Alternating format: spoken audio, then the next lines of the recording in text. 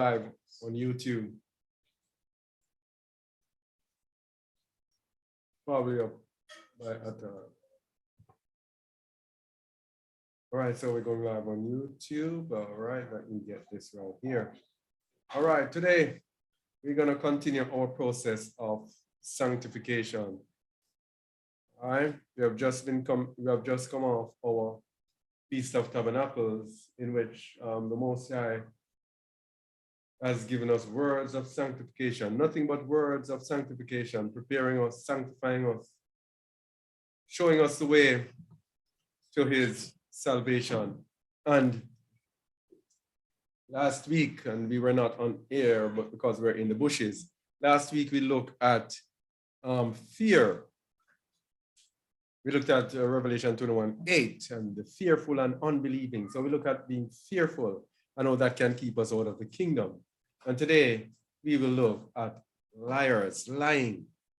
We're going to look at the same Revelation 21:8 that speaks about all liars that will have their part in the lake of fire. And as I said, it's all about sanctification, all about getting us ready for the kingdom.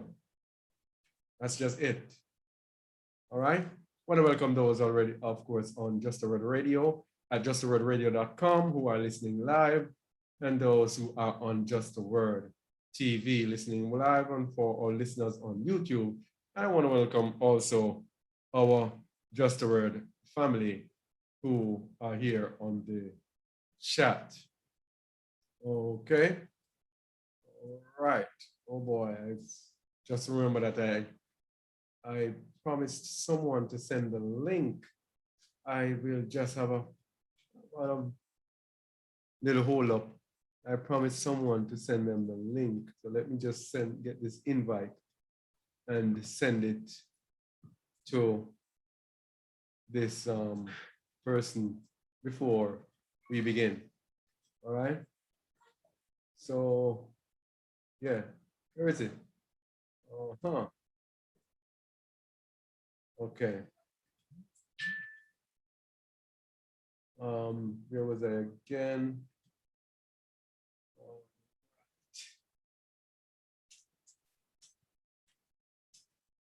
Yeah, I want to say welcome to all those, our regular listeners.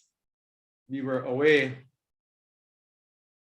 for quite a little over a week, having a great feast of tabernacles. And yeah, I want to say a shout out to all of our family who were there. It was really a great experience, a great learning experience. And one we had hoped, we had wished that every single member of our group would be there, because what the Most High taught us there, it cannot be taught right here. It cannot be taught verbally. You have to live it. You have to go through it in order to really get sanctified through what we went through. So yeah, let's get straight to the teaching right away. And so we're going to be looking at lies today. If you look at the side, you see why almost all of us are liars. Of course, I'm not calling you a liar, but I'm just going to show you how serious it is when the Most High says, "For you shall be set apart, or you shall be holy, for I am holy." And why the Messiah said, "Be ye therefore perfect, even as your Father which is in heaven is perfect." It is a walk of perfection, or else we will be found to be liars. So we're looking at how easy it is to be found a liar. That's a subtitle, all right? And of course, we know the very popular verse, Proverbs 12:22, lying lips are abomination to Yahuwah, but they that deal truly are his delight. So a lot of us repeat this, but lying is not restricted to the lips. And it is revealed after the colon. It says, but they that deal truly are his delight. So if you're not even lying with your lips, If you're not dealing truly, then there is a problem. So we can speak the truth, but not deal truly. Isn't that so? And if we speak the truth and we don't deal truly, that is deception. And we're going to look at the definition of lies, and we're going to see that one of the meaning of lies is deception. So if you're even speaking the truth and your dealing are not true, then you're still a liar. So this is just a foundation to show how easy it is to be found a liar. All right? And just before you go there, bro, you have a saying that says action speaks louder than word. So we can say it, but if the action is not doing what you're saying, it's a liar same way. And that deception, yeah. All right, so let's look at right away. We're gonna just jump in some pictures of some popular lies that are thought to be truths. Popular lies that are thought to be truths. All right? Yes, and I don't want the ladies to feel that we are jumping on them because we're going to the men next. All right, popular lies thought to be true. Fake hair. Lies. That's not your hair. All right? Simple. It's not your hair. If you don't have hair, you don't have hair. The Most High did not give you hair. That's a lie. Why are you going a whoring after the others? If you look at the picture in the middle, you see this girl with this blonded out hair that is influenced by the Edomites. Why do you want to look like them? And most of the hair that our Black women had is akin to the hair of the Edomites or Indians or Chinese or people with that long hair. We are unique as Israelites. We are unique in that our hair stands up. Our hair is like that described of by the Most High. In the scripture, I don't remember exactly, it says it's here like wool. The Most High's here is like ours. The Messiah's here, white as wool, is like ours. All right? But we go a whoring after the other nations. It's somebody's phone is off. Speaker is echoing. All right, so we go a whoring after the other nations and go after their hair, creating a lie. This is not our hair. Why are we using it? The next one here, top right, is makeup, adding these colors to our faces and these things over our eyes. It's a lie. That's not how we look. We are adding paint that was introduced to us by Azazel, the fallen angel, way back at the time, around the time of Noah. And we have one popular one down the bottom here. Some of our people say, hey, it's natural hair. And so I can braid in different hair. It's not your hair. That's not how you look. You have to add something for this look. It's a lie. Another thing down here, bottom right, lipstick. This lipstick again was introduced by Azazel, right? This is not how you look. This is the way of the world. No believer should be looking this way. All right? Before we do, we just want to give an example of how some simple things that we take to be truths, the deeper depths of it. So we're going to look at the dark side of the hair extension industry. Just a few sentences to show that just simply adding hair to your head, just simply adding a lie, it's not as simple as that.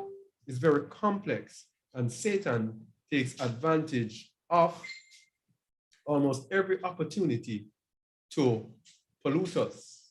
So let's go.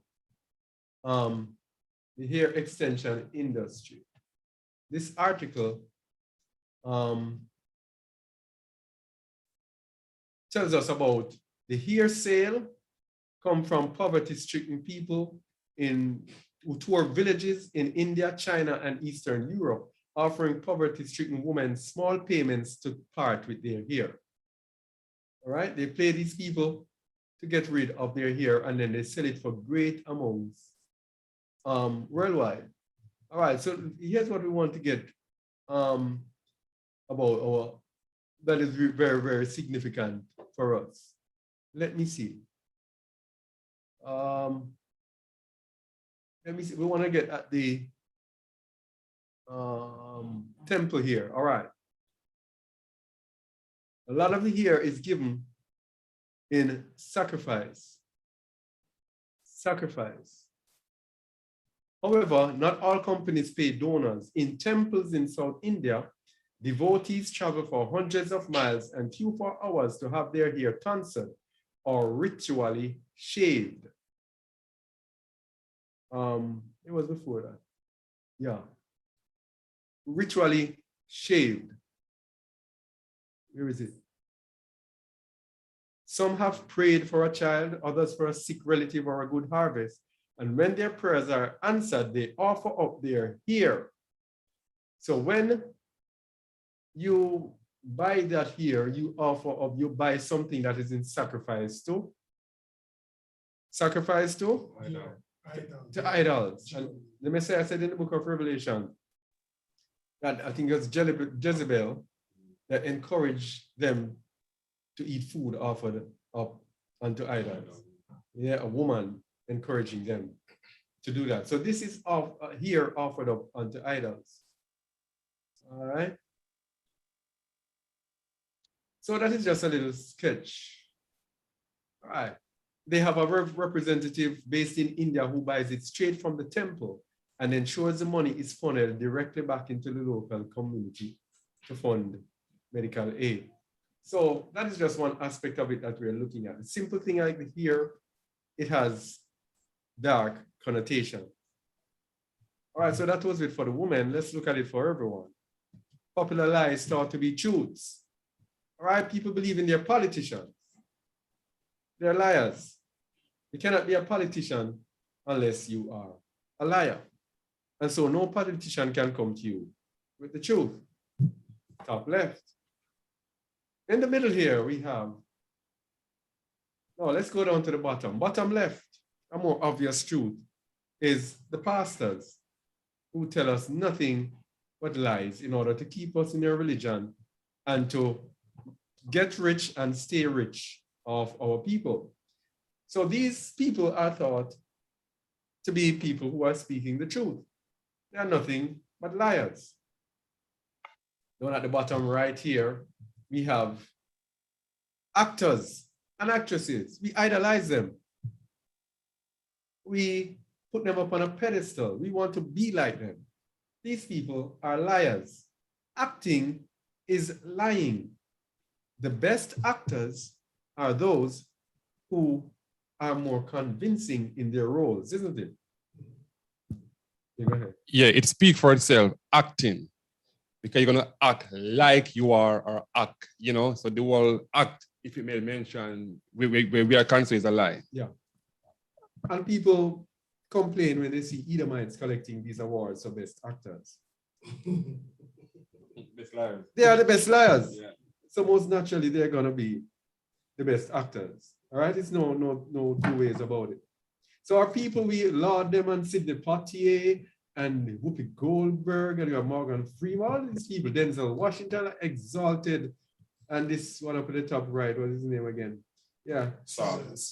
Samuel Jackson. All these people are lauded. Cicely Tyson, all these people are lauded. But they are liars. Simple. Yeah, what you're saying is so true because Samuel Jackson is who I followed back in the days, the way how I shaved my beard. It was from Samuel Jackson. Yeah. So you see, it is sometimes we don't know that we are living a blatant lie. Yeah. For real, we act like the old goatee style. I actually wear that style for almost forever until I started, Yeah. All right. This is Zadok touching his little beard that is struggling to come up. Anyway, up in the top middle, we have Bishop Nathaniel. This is a leader of IUIC. Popular lies thought to be truths. You see, when we are in religion, it is dangerous in religion because we are not led from truth to truth, but we are led in obedience to the religion. All right? And the IUIC and a lot of our groups worldwide, they might appear to be in truths, but they're actually teaching a lot of lies. One of the biggest lies, of course, is the 12 tribes chart, of course, that these people push. The scripture that says we are scattered according to our doings, not according to our tribes. Okay? And the scripture also says, Israel and Judah shall be in captivity together. But these people are separating each tribe. Ephraim will be here, that will be there. That's just one of the lies. Another lie, the adding up to the word, they keep evening to evening Shabbat, which is also another lie, of course, which is adding to the word. So we're going to be looking at these people, but we're going to look at ourselves to show how we can be found to be liars, because it don't make sense we point another finger and the finger is not pointing back at us. All right? We have to look at ourselves. Of course, again, we have up here at the top right, we have Louis Farrakhan, all right, from the Nation of Islam. A lot of people tout him as being a truther. All these people are liars, because we're going to show that the standard of truth, they do not measure up to it, because he is in a religion called Islam, and he does not keep the Torah of the Most High, which is the truth. So if you don't keep the Torah of the Most High, then you will be found to be a liar. And that is where we will be found wanting if we do not measure up to certain things. I mean, that's what we're going to look at next, all right? Now, we must know that all liars will end up in the lake of fire.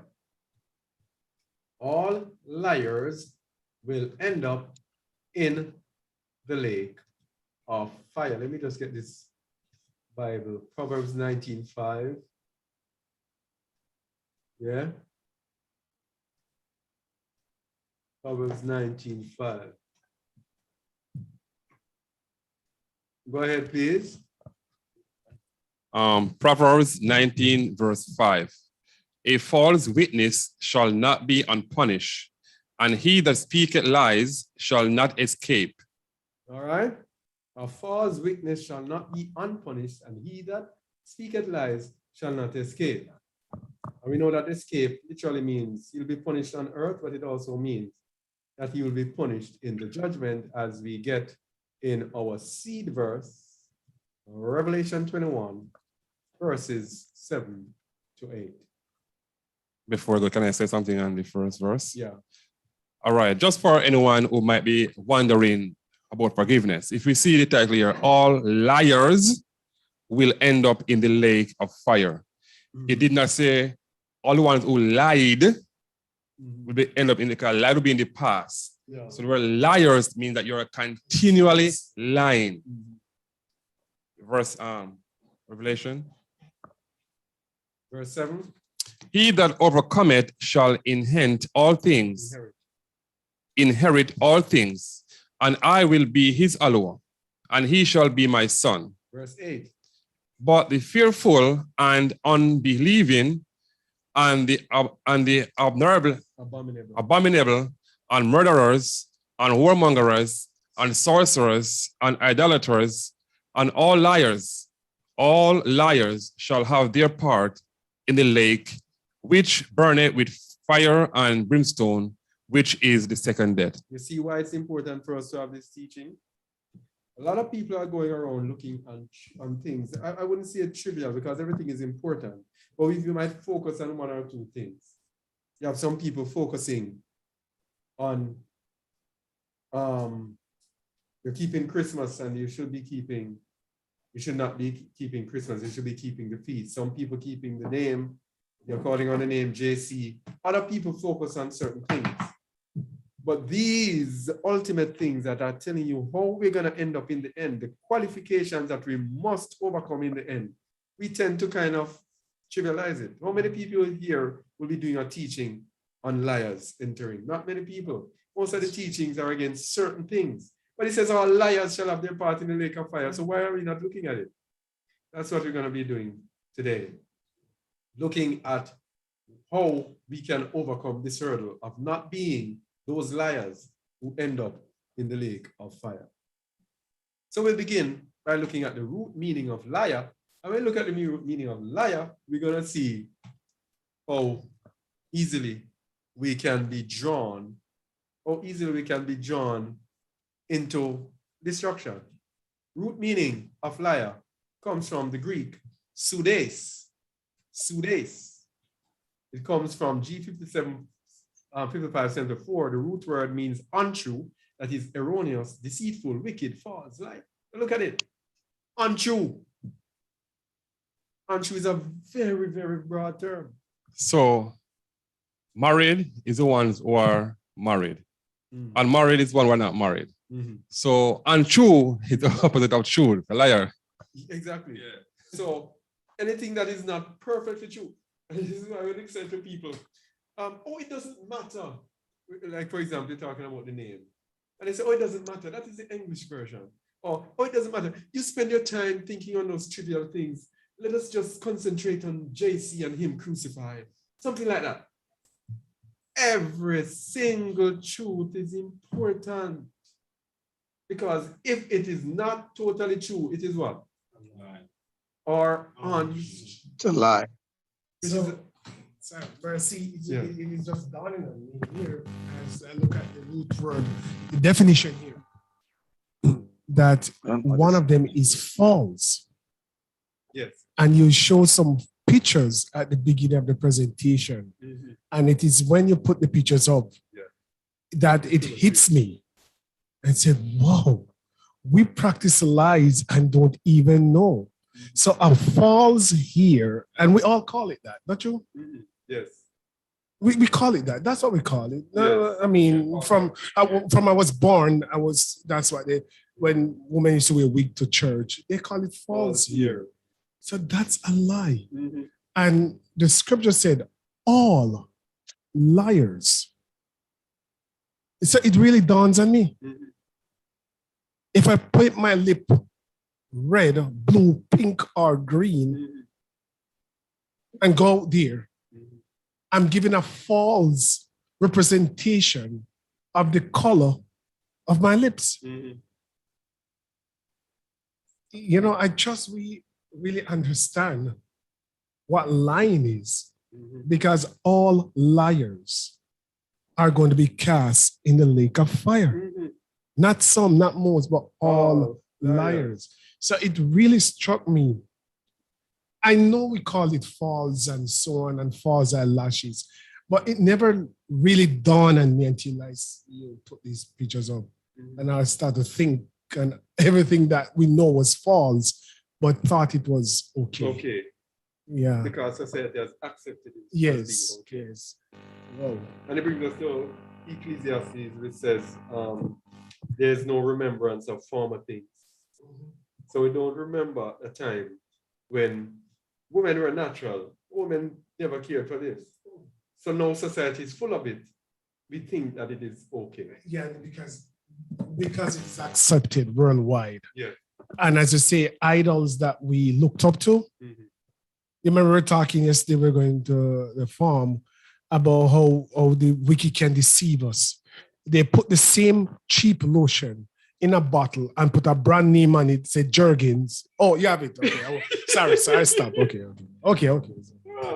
And next, I mean, it is really the world system, and unfortunately, among us, the lies are just so blatant.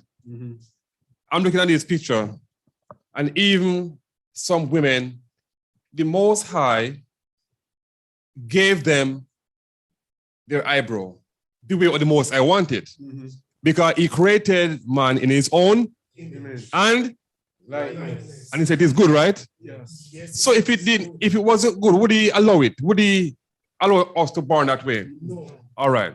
So He make us, man, this is powerful. He make us with our eyebrow shape this way. Yes. It is spiritual. It is spiritual. We don't know it. What happened? They cut it off. All the way off, shove it off, and draw like someone else. Yes. That's rebellion. That is dangerous, because, like I said, it is spirit. Everything is spirit. It is spiritual in the eyebrow shape, the way of the Most I allow it or make it. He said, no, you scrape it off, and put one that look like Matirat or whatever. This is deep, bro. It is. It is actually rebellion against the Most High. And what does it say? Rebellion is as witchcraft. It's rebellion. It really struck me for the first time, really. So look at the root meaning. We're going to look at different aspects of each. Untrue, erroneous, right? Deceitful, wicked, false, liar. And we're going to start here by looking at the fact that it is the love of the truth that saves us. A lot of people do not understand that salvation is through loving the truth. So what has happened is that we have been bombarded with lies from we were born. What we have to do, waking up, we have to now gravitate and seek out all truths. And that is why we're given the Ruach. The Ruach is well to lead us into all truth. Come on, man. So it's the love of the truth that saves us. 2 Thessalonians 2, 9-12. Something that we use almost every single. There are some basic verses that you will see us using in almost every one of our teachings, but they are so prolific. They are, what should I say? Like a utility knife. Can be used for so many different things. Verse 9. Even him whose coming is after the working of Satan with all power and signs and lying wonders, and with all deceivableness of unrighteousness in them that perish, because they receive not the love of the truth, that they might be saved. Because they receive not the love of the truth, that they might be saved. It's the love of the truth that saves us. But notice something here. Deceivableness of unrighteousness. A deceit is a lie. A deception is a lie. All right? So it is a lie that is going to be unrighteous. Yeah, go ahead. So, deceivableness of unrighteousness. So they were deceived based on the unrighteousness and believe a lie. Exactly. And so, because they did not, and they believed the lie because they did not have the love of the truth. Very important. So as believers, it has to be a love of the truth. We have to be moving from truth to truth and try to find out more truth. And as we go by, we say, oh, brother Kazakh, guess what I found out? You know that they were lying to us about so and so and so. And so, and you move from truth to truth. And the more you find the truth, is the more you love it. Yeah. That give you the push to keep on looking for the truth. All right. That is it. All right. 11. And because they did not have the love of the truth, what did verse 11 say? And for this cause, Yahuwah shall send them strong delusion that they should believe a lie. Hey, strong delusion, a strong deception. If you do not love the love of the truth, you're going to get a strong deception that you should believe a lie. Verse 12. Verse 12. That they all might be damned who believe not the truth, but had pleasure in unrighteousness. So if you don't have the love of the truth, how can you believe the truth? You know what? Sometimes ago, I had similar experience. I was in North Carolina and we went to a circus thing or fair, something in the park there. And what they did, they had this woman, a real woman, who is moving. But I'm going to paraphrase. So I would see the woman like from her head to her waist, for example. Then I see from her waist to her foot, like beside her. And I'm saying, man, a good man. Because there's no way I think Kerry did figure it out. I just couldn't get it. Because all I'm seeing is a deception. Yeah. I was puzzled, but it is a deception. Yeah. So if I just look at it and say, hey, that look good, I mean, it's real, and walk on, I'm deceived. If I stay there and look and say, I figure it out, like, no, man, this can be possible. The truth will come out to you. Exactly. And sometimes you have to ask. Yeah. So like you are there and you say, yes, like, And you can bring it out to you. Aviva, yes, you can figure out what's happening. Because again, no one man can do it. You can spend half a day trying to figure it out. And Sister Aviva come in 1 minute. Yeah. I said, really? Yeah, So everybody have their role. Everybody have their gift. Yeah. I'm telling you, exactly. to work together for the good. As long as all are seeking after Of truth. All right, so if you have pleasure in unrighteousness and don't want to believe the truth, you're going to be made to believe a lie. So it is the love of the truth that saves us. So let us just establish that everything is based on that. So let's look on the manifestations of the truth according to Scripture. Because remember, we want to find out if we are guilty, and if we are guilty, what can we do to make adjustments? So let's see the manifestations of the truth in Scripture. And we'll begin with Yahuwah, John 17:17. John 17:17.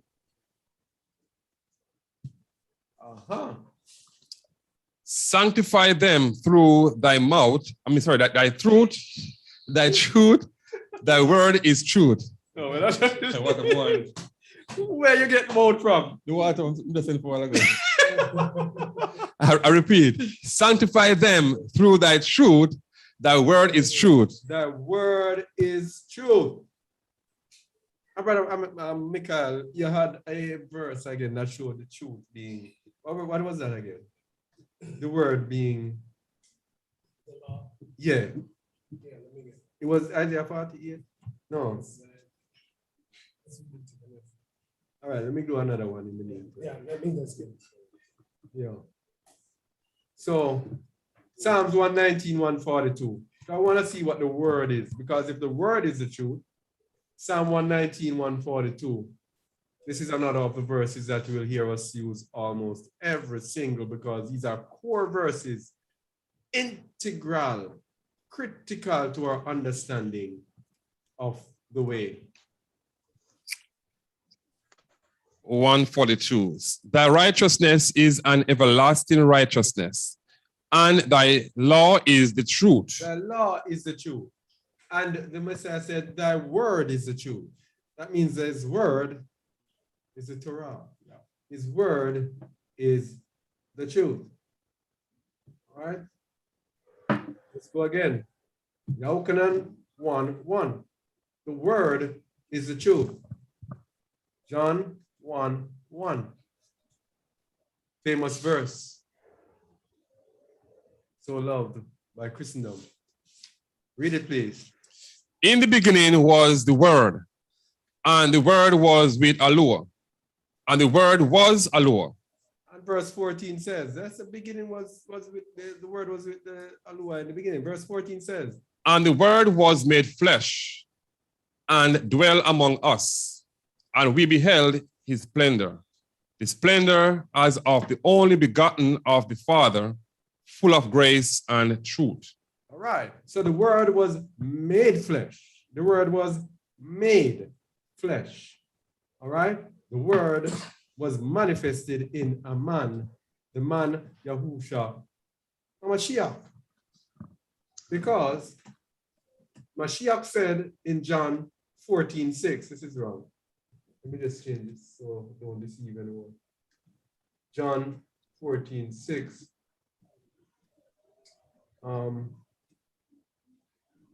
So we're gonna just give a summary after of what we're saying here. John 14:6.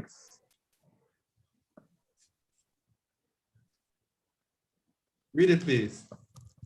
Yahushua said unto him, I am the way, the truth, and the life. No man cometh unto the Father but by me. All right. So sanctify them with thy truth. Thy word is truth. Thy word is truth. Then thy righteousness is an everlasting righteousness, but thy law is the truth. So the word and the law is the truth. Then what does it say again? The next one is John 1:1. In the beginning was the word which is the truth, the word which is the law, was manifested in a man, and that man declared, I am the way, the truth. So the word is manifested in a man, and the law is manifested in this same man. So these are the manifestations of the truth. So that's why we tell you that people like Farrakhan, they are liars. All right? because he's not walking in the truth. He's not walking in the way, the truth, and the life. All right? Of course, their religion accepts that there is a Messiah, but they do not follow the Messiah. They follow Muhammad, who is another person entirely, not even an Israelite. Okay? So now we establish the manifestations of the truth. Let's look at lawlessness, which results in error. Because remember, the word is the law, which is the Messiah manifested. So lawlessness, not following the Messiah, not following the word, not obeying the law, results in error. 2 Peter 3:14-16.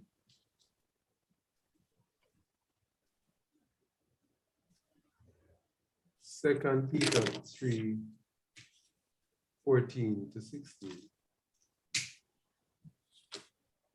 Go ahead, please. Read, please. Wherefore, beloved, seeing that he look for such thing, be diligent that he may be found of him in peace, without spot and blameless. All right, so this is what we were saying at the beginning, that you have to be found without spot and blameless. You have to be found perfect. If you're not found perfect, you'll probably be found to be a liar. And a lot of people, this thing about you cannot be perfect and we are all sinners and we're all this. No. You strive with all your heart to seek him and to walk in righteousness with all your heart.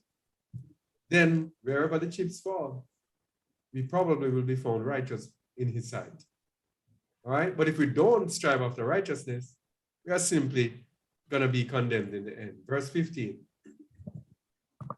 This is a good teaching. A very good teaching. What did I say a while ago?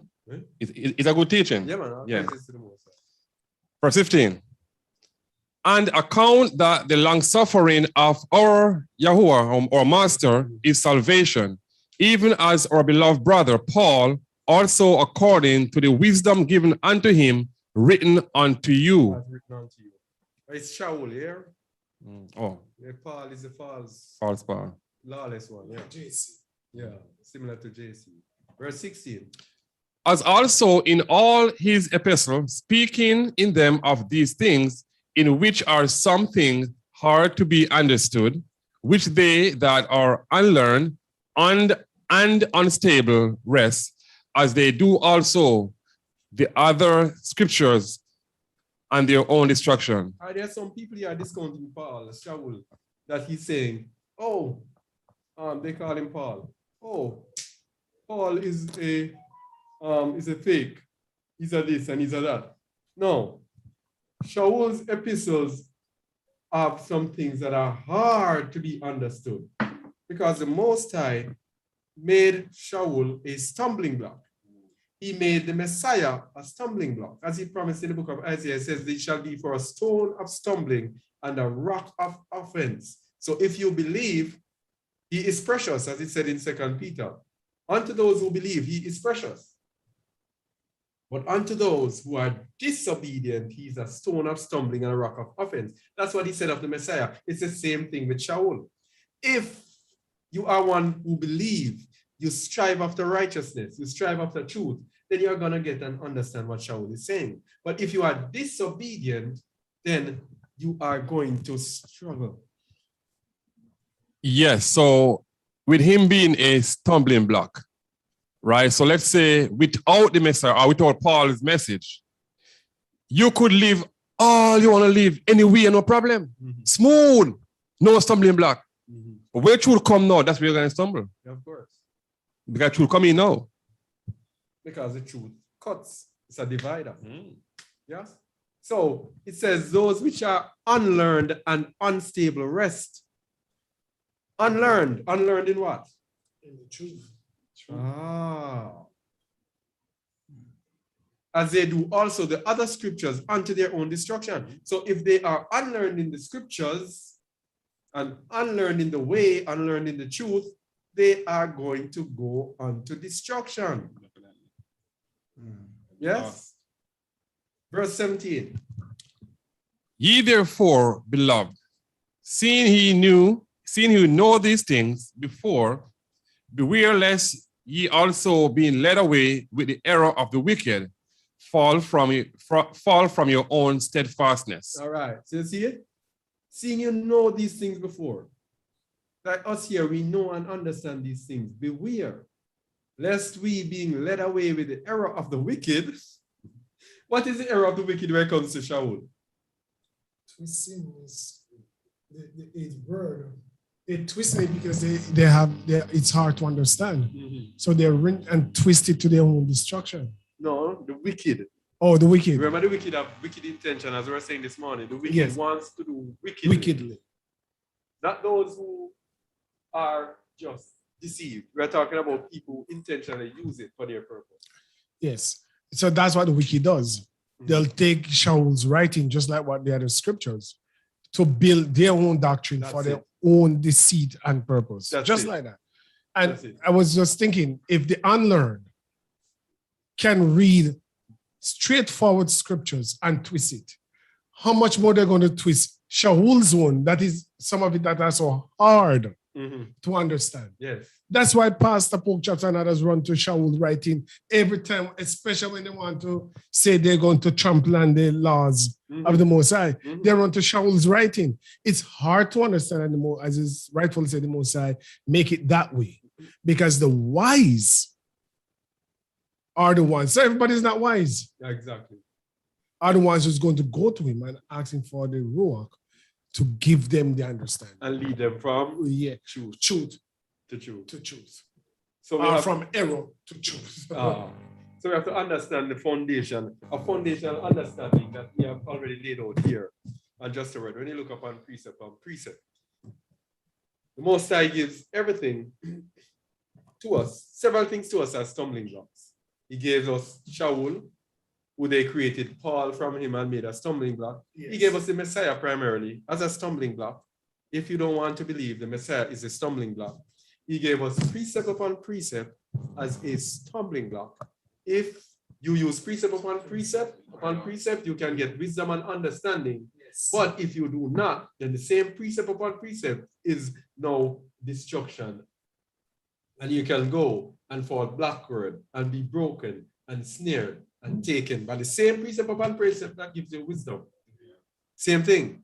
Likewise with the disciples in Matthew 13. He says, why do you speak to them in parables? He uses the parables to divide them for it to be a stumbling block. He says, seeing they see not, neither do they hear.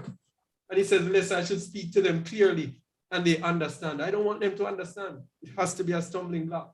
So we have to understand that if we do not have the love of the truth, then we are going to be broken and fallen and taken by this stumbling block. But you know, like I said, I was a very good teaching. I mean, I could tell already. Some time ago, I did a preaching on this one. And the point I was bringing out was it is a 3-letter word. It's deadly. It is very deadly. And so many of us feel comfortable with it. Right. Yeah, very comfortable. Right. But it is powerful. Just 3 LIE. You don't have to go commit fornication and all those things. Just that lie. Is enough to kill you. So let's listen on. And look, I read verse 18 now, bro. 18. But grow in grace and in the knowledge of our Master and Savior, Yahushua Mashiach. All right. So why should we grow in favor and in the knowledge of our Master and Savior, Yahushua Mashiach? Is the truth. All right. That's it. Because he is the truth. Yeah. So if you are not seeking after Yahushua, this is why here, and just a word, we talk about the law, but we never leave out the Messiah, both of them together. And that is why you go to Revelation 14:12. Let's just put it in and come back to this. This is why Revelation 14:12 says this. We should know this by heart. Here is the patience of the saints. Here are they that keep the commandment of Allah and the faith of Yahushua. All right, that's it. That's the saints in the end. They will keep the commandments of Allah. They will not disobey their father, will not disobey the Most High, but they will have the faith of Yahushua. They will believe in and follow the Messiah, who is the truth. So verse 18, grow in favor of grace and in the knowledge of our Master Yahushua HaMashiach. To him be splendor both now and forever. So be it. Okay? All right. So let's look at the spirit of truth versus the spirit of error. 1 John 4, 5-6. They are of the world, therefore speak they of the world. And the world heareth them. We are of Yahuwah. He that knoweth Yahuwah, Yahuwah heareth us. He that is not of, what's that? He that is not of, heareth not us. Oh, no. Here Yeah, it I was is. wondering. Mistake. Let me do it. Mm. Let me do it. This, Separate those two. yeah, that's, yeah. That should be it. No, there's one more eight of that. Okay.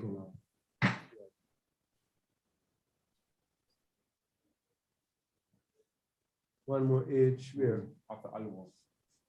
From bottom, 1, 2, 3, 4 line from bottom. 1, 2, You're right. 1, 2, 3, 4. You're right. Oh, yeah. All right. Sorry about that. Let me go over. Yeah, go ahead. Sorry about that. They are of the world, therefore speak they of the world, and the world heareth them. We are of Yahuwah. He that knoweth Yahuwah heareth us. He that is not of Yahuwah heareth not us. Hereby know we the spirit of truth and the spirit of error. They are of the world. If you are of the world, you are not be seeking truth. And let me tell you something, that is Christianity. Christianity is a religion of the world. They do not seek truth, they seek religion. So when you bring truth to them, they go back and hit back with their religion, what their religion teaches. They are of the world, and the world heareth them. All right? We're saying the other day, Brother Benaiah likes to say, look at those people who are speaking lies. How many people you have, for example, on a YouTube channel? Hundreds of thousands of followers. Or people are speaking the truth. Barely anyone ever follows them. All right? They are of the world, and the world heareth them. We are of Yahuwah. He that knoweth Yahuwah heareth us. He that is not of Yahuwah heareth not us. And so this is how you know the spirit of truth and the spirit of error. The Ruach Amat and the spirit of error, the rock of error, you know it because the Ruach of error is of the world and based on the things of the world. And the Ruach Amat, the spirit of truth, is the Ruach that is based on the Most High, striving after the Messiah. Yes. So what we are seeing here to show how easy or how easy we can identify a liar, right? John 4, 5-6 says, or verse 5 says, they are of the world. Therefore, speak they of the world. So if we are saying we are following of the way, but we still speak of the world, you're a liar. That's it. You see what that's why I said at the start, almost all of us are liars. Yeah. How easy it is to be a liar before the Most High. Very easy. Yep. And not because we don't plan to lie or we don't lie willfully, but it's still a lie. That's the thing. That's why it's so easy to It is still a lie. So if you're not seeking after the truth, automatic lie. you're going to be an automatic liar. That's it. Now, one of the manifestations of a lie, let's go back to the meaning of liar, is erroneous, error. So that's why we're looking at the ruach of error, the spirit of error. So let's look now at the error of ignorance. You see how easy it is to be found a liar? Because if you are in ignorance, you are in error, which makes you a liar. Oh man. Sirach, because you are, yeah, you got it. Because it's untrue. Yeah. So Sirach 4:25. The book of Sirach is also called the book of Ecclesiasticus, chapter 4, 25. One of the greatest crimes of humanity is to omit the book of Sirach from the scriptures. One of the most powerful books there is. While you're looking for it, I can remember when I was a child. You see, lie is such a bad thing that mama would beat me if I said the word lie. I must say untrue.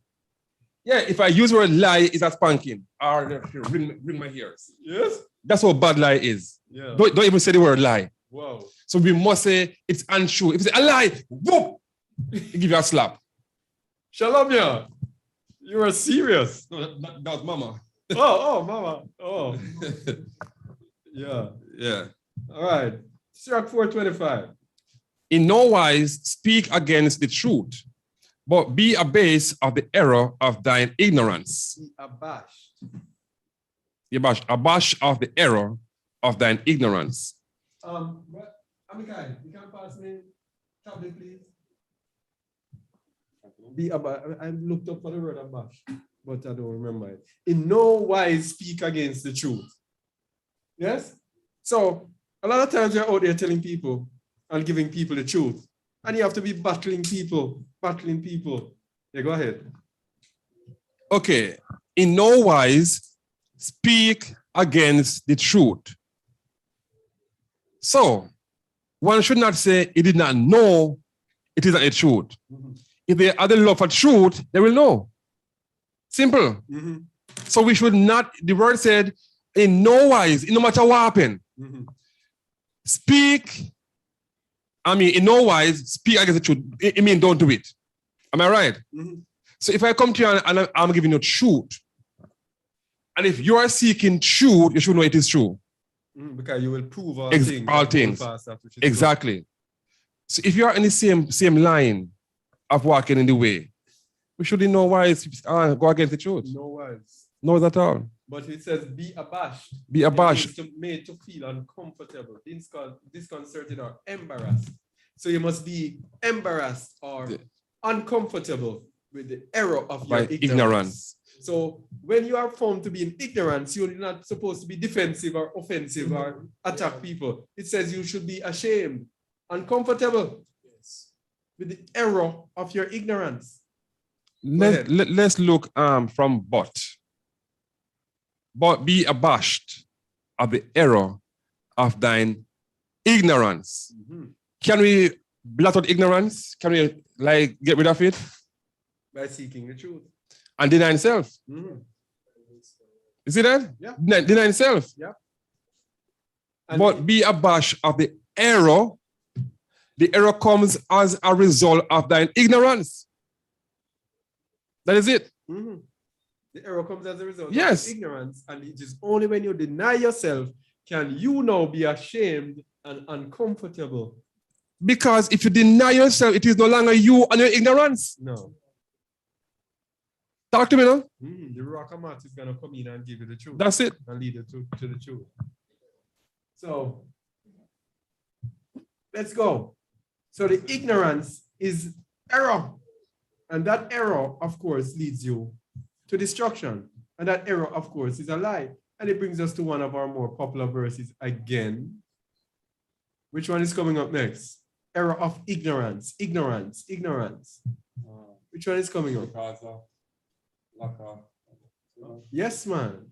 Hosea 4, verse 6. Read it, please.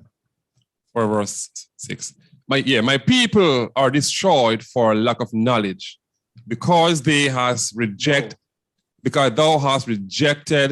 knowledge. I will also reject thee, that thou shalt be no priest to me, seeing thou hast forgotten the law of thy Yahuwah. I will also forget thy children. Thy children. So hear this. What is the truth? Thy law is the truth.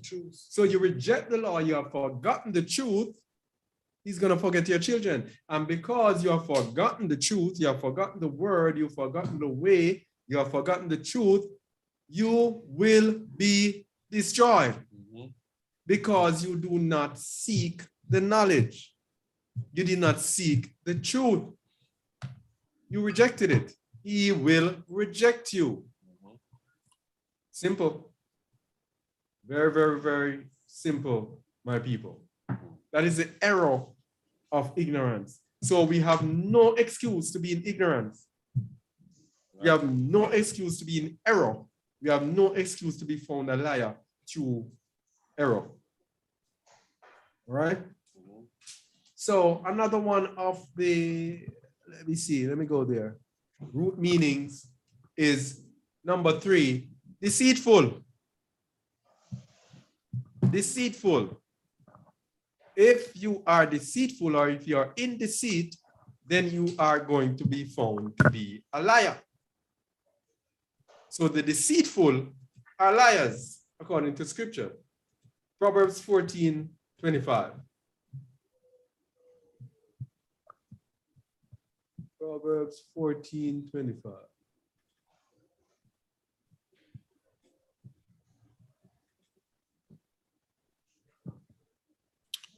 A true witness delivereth soul, but a deceitful witness speaketh lies. A deceitful witness does what? Speaketh lies. So you cannot be deceitful without telling a lie. Whether in actions or in speech, in deeds, it has to be a lie. It has to be a fallacy. All right? You can't deceive. Can you deceive someone with the truth? No. Because truth, I mean, it's opposite. Exactly. They don't go together. Deceit and truth. Yeah. So That is a deceitful truth. yes. So a true witness delivered souls. So if you are coming from the truth and you are speaking truth, you will do what? Deliver souls. But otherwise, you will be speaking lies. Yeah? The other one is Psalms 109, verses 2 to 4. Psalms 109, verses 2 to 4. And that's why a person who is following the way cannot be in politics. Yeah. Because they are trained liars. Yes, exactly. Read, please. For the mouth of the wicked and the mouth of the deceitful are open against me. They have spoken against me with a lying tongue. Yeah, they appear the both of them there again. All right. Verse 3. They compass me about also with words of hatred and fought against me without a cause. Without a cause. And that's how people are, when people are deceitful, they have the spirit in them to just fight against people without a cause. Yeah? But here's how we overcome them. Verse 9, verse 4. For my love, they are my adversaries, but I give myself unto prayer. All right, so you overcome them by prayer. But what we want to establish is that the deceitful come with a lying tongue. And guess what?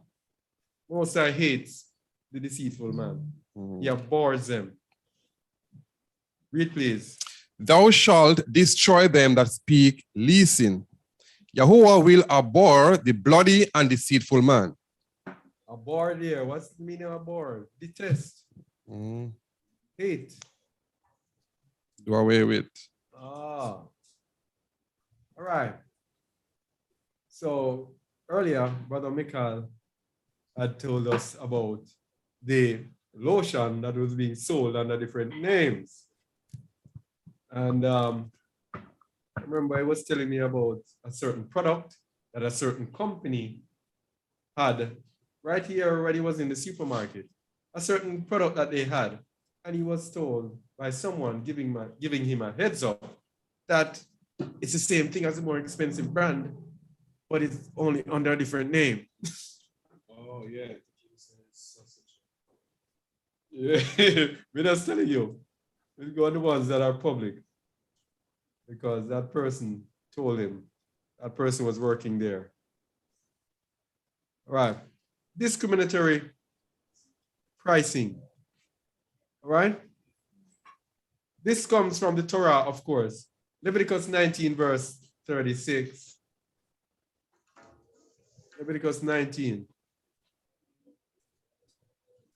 19:36.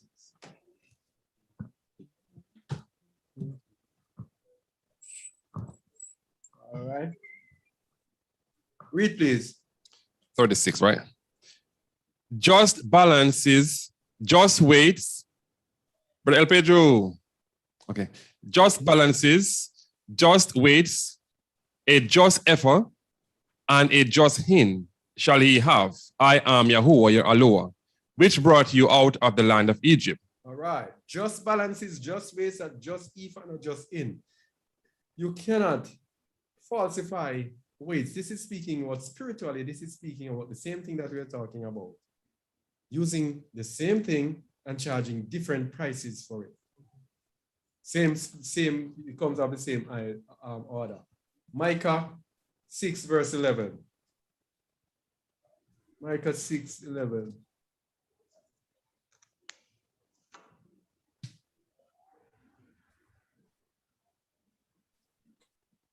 Read it, please. Shall I count them pure with the wicked balance and with the bag of deceitful weight? That's the practice of the tradesman. Well, we know that too. What Yeah. they do, they back the scale. So when it's 1 pound, when it's 2 pounds, it shows like it's 1 pound. Yeah. Yeah.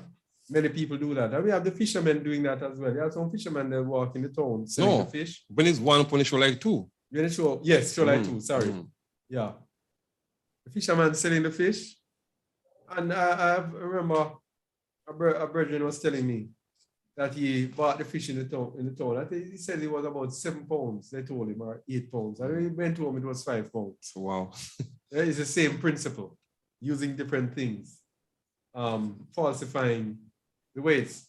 Proverbs 11, verse 1. I mean, I know they do that a lot in so many different areas, but I'm just wondering if because they scale the fish, and when you go home, you get the scale dead weight. No, man, he weighed it at home. He had a scale at home. He weighed it just as he got it. Okay. Yeah, man. So where were we again? Proverbs 11, verse 1. They do that all the time. Oh, yeah. And they do so far. Okay, 3 points. Yeah. No chance to see the scale. Yeah. Verse 1. Verse 1. A false balance is abomination to Yahuwah, but a just weight is his delight. You see that? Yeah. False balance is abomination to Yahuwah, but a just weight is his delight. So this practice of actually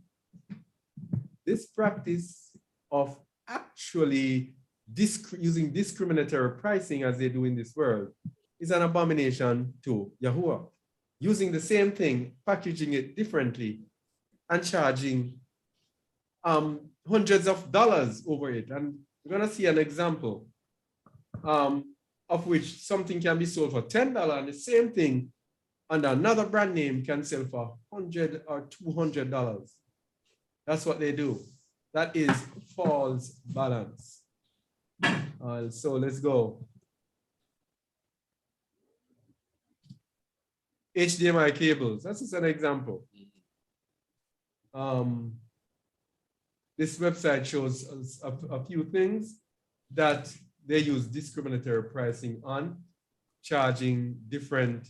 These everyday products are exactly the same except for the price tag. Can you imagine that? Yeah. HDMI cables, whether they're paying $200 or $10, HDMI cables are all the same. Advil versus generic ibuprofen. Oh, the same thing. Some more. Same thing. That's the name, brother. Gasoline. Remember the other day we went to the gas station and we were saying it's the same thing. Diesel. Yes. So you have, let me just say this because I'm a vehicle now, that is, we are suffering the same thing. We have a diesel van here. And for all my life, we have gasoline and we have diesel.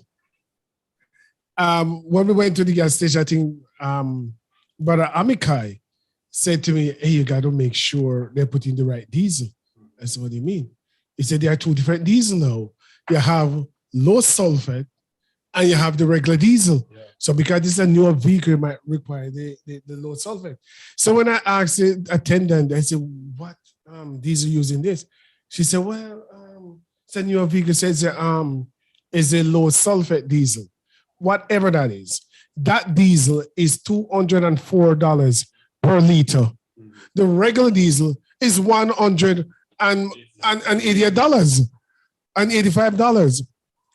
And we're saying it actually is the same diesel, but the wicked will just add a different name to something and charge him more money. And he's making a killing of the same diesel by giving it a different name. Yes.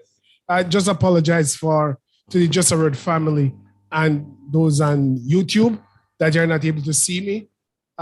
When I try to open my camera on my device, it keeps saying that Zoom is not detecting the camera. So I apologize that they can't see me while I'm talking.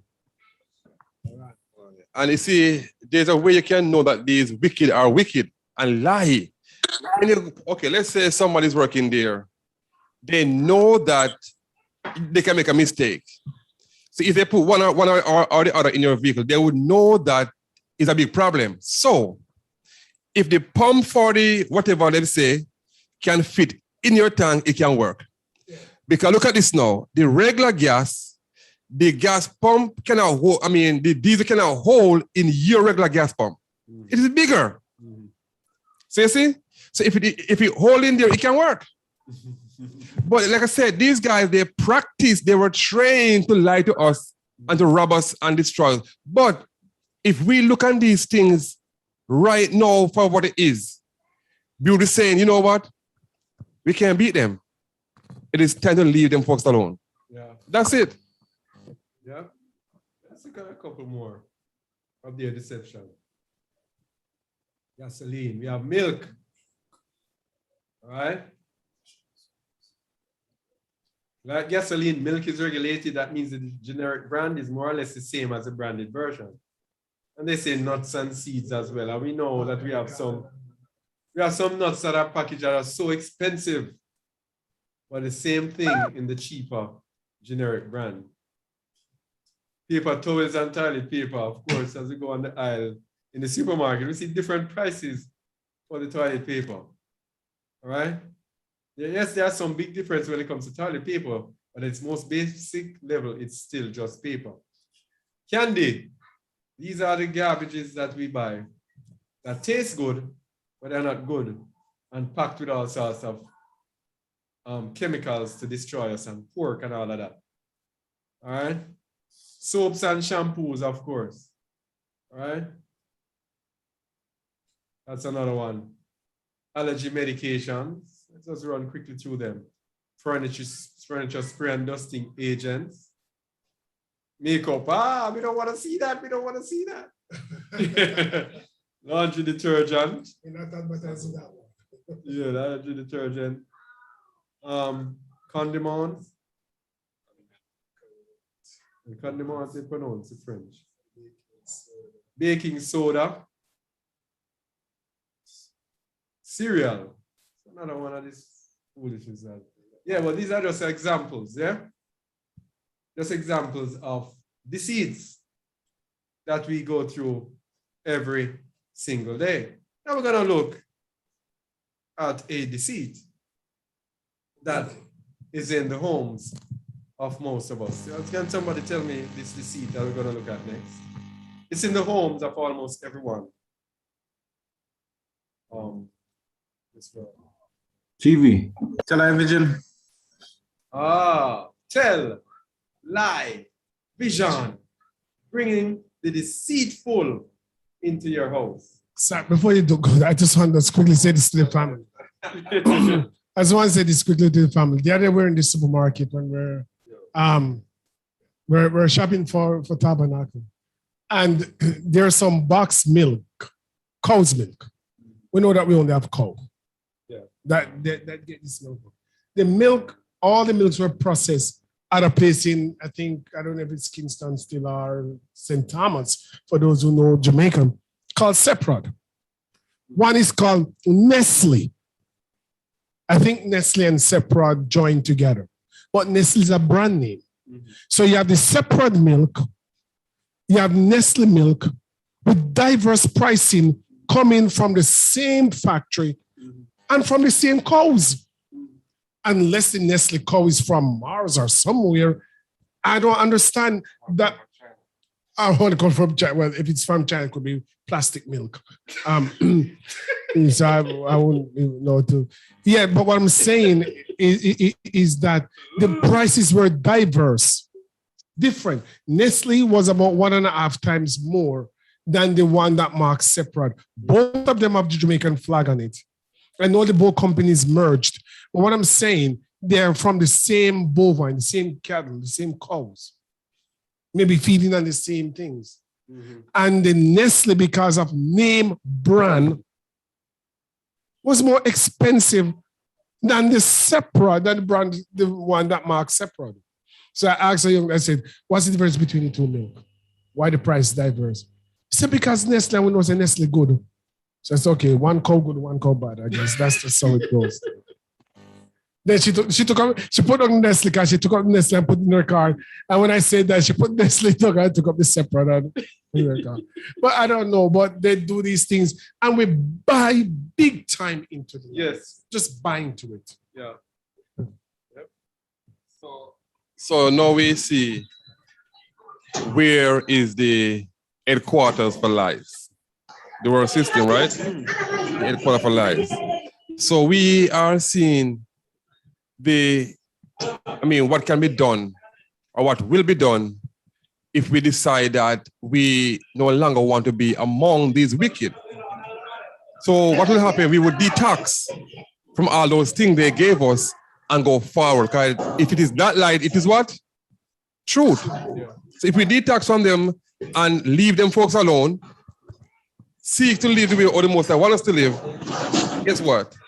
Things will just fall in place if we seek diligently. Yeah. All right. Okay. All right. So we said before, we're going to be looking at the tell lie vision, which is actually bringing the deceitful into your house to deceive you. The tell lie vision is very unique in that it has the power, absolute power to, what's the word for it? To direct our thoughts and to direct our behavior, to direct our lifestyle, to direct our actions, all right? Because if we understand how the brain works, there's the left side and the right side. One is alpha and one is beta. I don't remember which one. But when you're watching television, one of them, there's alpha and there's beta. One of them is where you have total control. One side of the brain gives you control. Who's that? Can you mute your mic, please? It's echoing.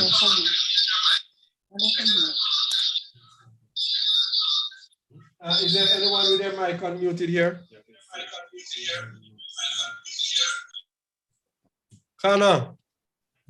All right. So when you're watching the television or when you're paying attention to anything and you are not totally engrossed in it, then you have total control. Because one side of your brain, the side that gives you the control, is active. After a few seconds to a few minutes, it depends on other people, then of being immersed into something, then you lose that control and your mind is now open and takes in all of the stimuli and you're easily programmable.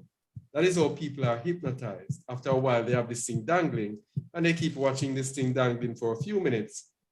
They have the control. And after that, they start going and feeling sleepy and they lose all the control.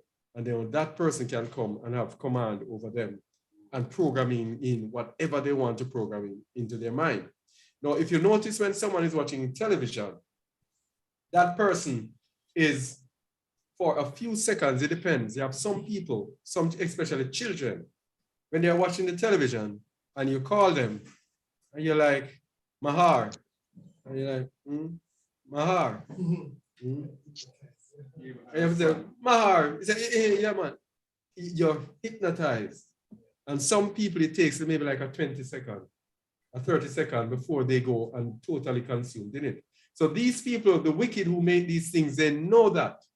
They are masters of it. They know it is documented and they have done studies on it. So that is how they use television to program us. Yeah. So whenever they know that after a certain time we reach that point and they just keep bombarding us with information, and that is what they do with the news. Notice in the newscaster is staring us straight in the eye. When we were young, they used to have paper and they look up from the paper. They don't do it anymore. They use a teleprompter. With a teleprompter, they appear to be staring straight in your eyes. They're hypnotizing you. They are bombarding you with the info. You're looking straight in their eyes, and that info just passing from them straight into you. You're just absorbing everything. That is how they've been able to use the television to program people with this coronavirus. That thing, this thing that they call that thing, yeah. No, I was going to ask you if it would relate to why they also use some commercial. If we get you to, to do. Yes. That's why in between the programming, the commercials now take you and make you want to do whatever they want you to do.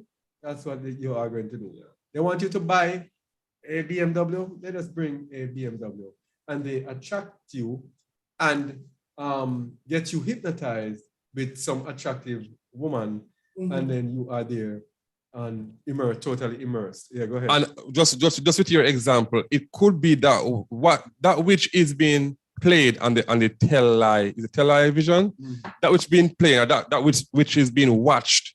It have to do with, let's say, getting a girl, something about cars, BMW. So they got you right there, attached to their thing. Yeah. Then it's okay, cut advertisement, BMW again. Yeah, man. So you're going to call it, yes, I need it. I do need it. Yes. Then get you. Yes. Yeah. It is so planned. I mean, for real. And then they use repetition as well. So with this disease and sickness that's going about every minute, advertisement all the time, over and over and over again.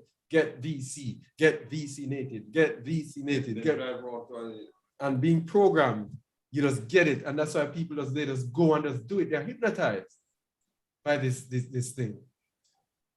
And it is so, because when they drive around with their loudspeaker, it draws attention. Somebody will hear something they want to hear and they will apply. Guess what? It's the very same thing with the gospel, the truth.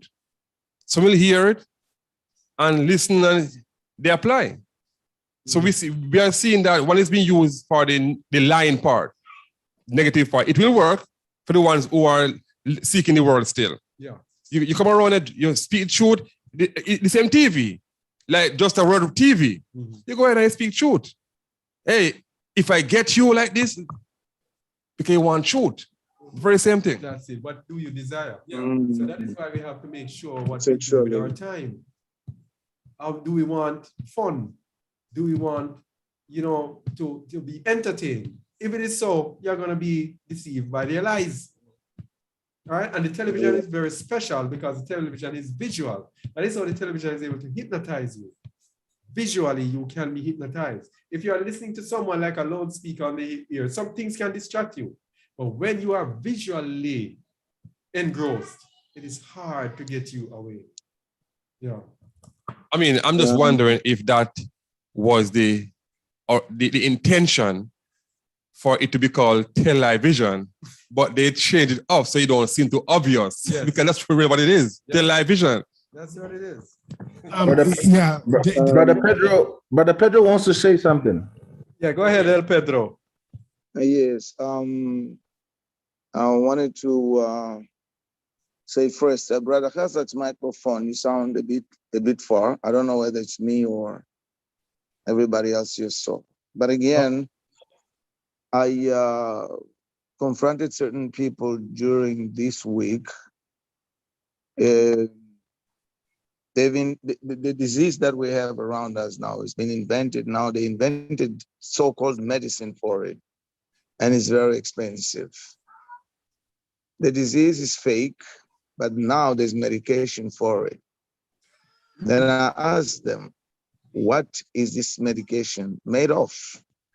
They came up with a lot of stories, and I told them that's a lie. So what I'm trying to say here, it's the whole world as it's been handed to the evil one. Is based on lies. Yeah. The whole world, every corner you look at it, be it in science, everywhere is based on lies. Just as Brother Maha was saying, we need to detox by basing everything on truth. And then the lies shall be out of us. They say practice makes perfect, so we need to practice the truth so that we may be clean from the lies of this world. Yep. I rest my case. Thank you very much, El Pedro. So let's look at Psalms 101, verse 1 to 8. A lot of people don't know that is actually is the closest thing you can get to telling us the truth about the tell lie vision. Psalms 101, verse 1 to 8.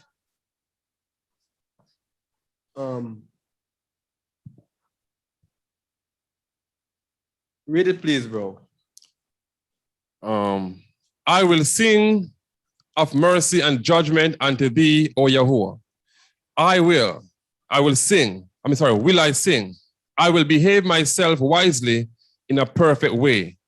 O when lift thou come? O when wilt thou come unto me? I will walk within my house with a perfect heart. All right. I will behave myself wisely in a perfect way. That's the whole aim, to behave wisely in a perfect way. But he says he will walk within my house with a perfect heart. Now, if you are opening yourself to having these people come and bombard you with all of this deception, this programming is called television programming for a reason, because it is actually used to program you. So if you are being programmed in your house, you will not be able to walk in your house with a perfect heart. Verse 3. I will set no wicked thing before mine eyes. Oh boy. But we do. That's what we do. Yeah. I will set, he's talking about in his house. He said, I will set no wicked thing before mine eyes. And what more wickedness can you find than on that tell lie vision? Verse, continue. I hate the work of them that turn aside it. I hate the work of them. I hate the work of them that turn aside, it shall not cleave unto me. Those that turn aside, the wicked, the evil ones, that's who we look at daily on our television, isn't it? We should hate their works and detest them. And we see even our kids are bombarded by this, and they speak about all the deeds of these people, the wicked, every day through the movies, and we take it innocently. Verse 4. A froward heart shall depart from me. I will not know a wicked person. This word froward always something. Always. What does froward mean again? You know, many times I've looked at it, looked for it, and I can't remember. Froward. What does froward mean? All right, froward. F-R-O-W. It has something to do with pride, I think. A froward heart. Froward. Habitually disposed to disobedience and opposition. Yeah. So, a froward heart shall depart from me. A heart that is habitually disposed to disobedience and opposition. That's what we have bringing in our house, looking at on the television. These people have no regard for the Most High, no regard for righteousness. And we are looking at them every day and letting our kids look at them every day. He says, I will not know a wicked person. So these wicked people who are on the television, all the wickedness that's being played on the television, that's what we are looking at every single day. But bro, Brother Zach. Yeah, yes. Yeah, but then that also means that even our education is also what? It's also part of the fraudness. It creates the fraud attitude in us because yes. it opposes and exalts itself, you know, above the word of the Most High. Yes. So school in itself, it's an enemy to the Most High because everything it teaches us is designed to cause us, you know, it's become a stumbling block with regards to the word, you know, doing the word of the Most High. Yeah, so true. So that will take care of the online school where we are bringing in the school into our houses. Yeah. All right. So Brother Samuel just made mention of school. So I'm going to add school to the question I was going to ask you, Brother C. What amount of lies do we see or do we believe the TV contribute to our homes? Nothing but lies. Is there anything there where you see a true teaching of the Most High? Nope. All right, that's one. So Brother Samuel just made mention of school. What amount of truth the school gave us? Nothing but lies. My next question is, why are we still in the school and why TV is still in our houses? That's the question. That is why I told us very often that if we understand today what the Most High is saying to us, when he say flee from the midst of her, flee to the wilderness, flee, we are understanding more through the scriptures what the Most High is saying to us. Yeah. Because if we go to a place that is remote from all these things, no more TV, no more school. So if the lies that's in the whole world is 100%, right? And TV give you 60%, and school give you 39.99. And a small piece that left is the one that is soaked within you. So if you throw away school and TV, all we have to work on is a small piece within us to purge and get away from all those lies. Yeah. Then no, we can deny TV, deny school, deny all those things, and not be led into righteousness. There are so many goodies in obeying the Most High. But first we have to deny self. That is the key. Because if self is not denied, we're going to have such an attachment to those things. That is the key. Yeah. Yeah. Have to deny self. So if we have not denied self, even with our children, we have to teach our children to deny themselves. Or else it's going to be painful. Verse 5. Verse 5. Whoso privily slandereth his neighbor, him will I cut off. All right. Who slandereth his neighbor? Soap operas and the African shows that they watch on TV, all about slandering neighbor, all those movies, yeah? Slandering his neighbor. Yes. Verse, him that what? Continue. Him will I cut off. Him that hath an high look and a proud heart will not I suffer. So isn't that what television pushes? Pride, high look, proud, and make people want to be like them. Yeah. Right? Prideful people, and then we create a family of prideful people. All right? Yeah. Verse 6. Mine eyes shall be upon the faithful of the land, that they may dwell with me. He that walketh in a perfect way, he shall serve me. So, ideally, if you have a television, you should be watching programs like Just a Word TV. Him that my eyes shall be upon the faithful of the land. These are those who you are looking at, that they may dwell with me. So you bring them in your house. All right? So the television has this place. You bring in your house that which is righteous. You let them dwell with you, but not those that have a high look, proud heart, who slander their neighbor, etc. Hear what it says, verse 6. Continue. He that walketh. Verse 6. He that walketh in a perfect way, he shall serve me. So those who are righteous and walking after righteousness, them you can look at and bring in your house. But verse 7 says, he that worketh deceit shall not dwell within my house. This is what I'm telling you. It's about the television, right? Spiritually, it's about the television. He that worketh deceit shall not dwell within my house. So people who week after week are looking after these programs that show these deceitful people and these wicked, prideful people. They have some programs, everybody excited over there every week, and believers are following the world and watching these programs with people who are wicked, who slander their neighbor, who have high looks, who have proud hearts, who are not faithful, who work deceit and tell lies. You can't have them in your house. Yeah, bro. Yes, bro. Just to add on to what you just said as well. Now, who invented the television? I think It was a Masonic figure, and we know out of the wicked comes forth what? wickedness. There was no good intention with regards to the invention of the television. In fact, the reason why it was invented was that the wicked can easily, remember Satan is not omnipresent.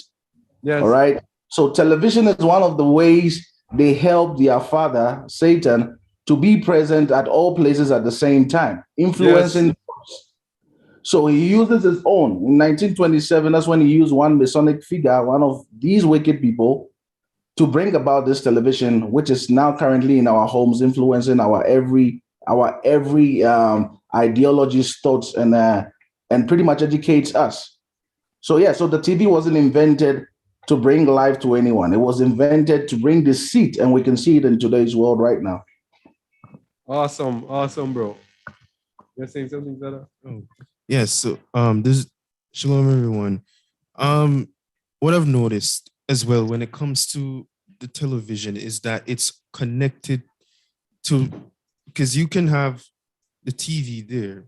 This is a TV in itself as well. Mm-hmm. All of these are TVs. Yeah. The one thing that connects them all is the media that is put onto those devices. Those are just what you call not just devices, hardware are the portals for those things to come out to you, but the very thing itself is the media. And another thing too, when it comes to television or television, is that when it comes to those things, you mentioned that it's like a hypnotism. Whenever you watch a sad movie, how are you going to feel when you watch the sad movie? You feel sad. You feel sad. When you watch a movie that's action-packed, how are you going to feel? You might feel the rage of the character or the anger of the character. It brings out those emotions on you. So now when they go to commercials and they show you this sad, these people, sad that they can't go see their family member, because we saw these commercials a lot during this time, whenever during the CV, the pandemic time, they show these commercials where the families are sad that they can't see their children because it's on, it's lockdown, and then later on they start showing commercials that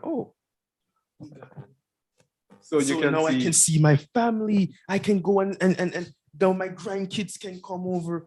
Pull those heartstrings on those people and say, wow, if I take this injection, I can go see my grandkids. I can go see my parents and all of that, because they show it to you. And as you said, it's repetitive. The more they show it to you, the more it's ingrained into your head. And by that point, it might be too late. Now you're going to want to go and do it. The same thing when they show you a BMW, show you a beautiful lady. The beautiful lady has nothing to do with the BMW.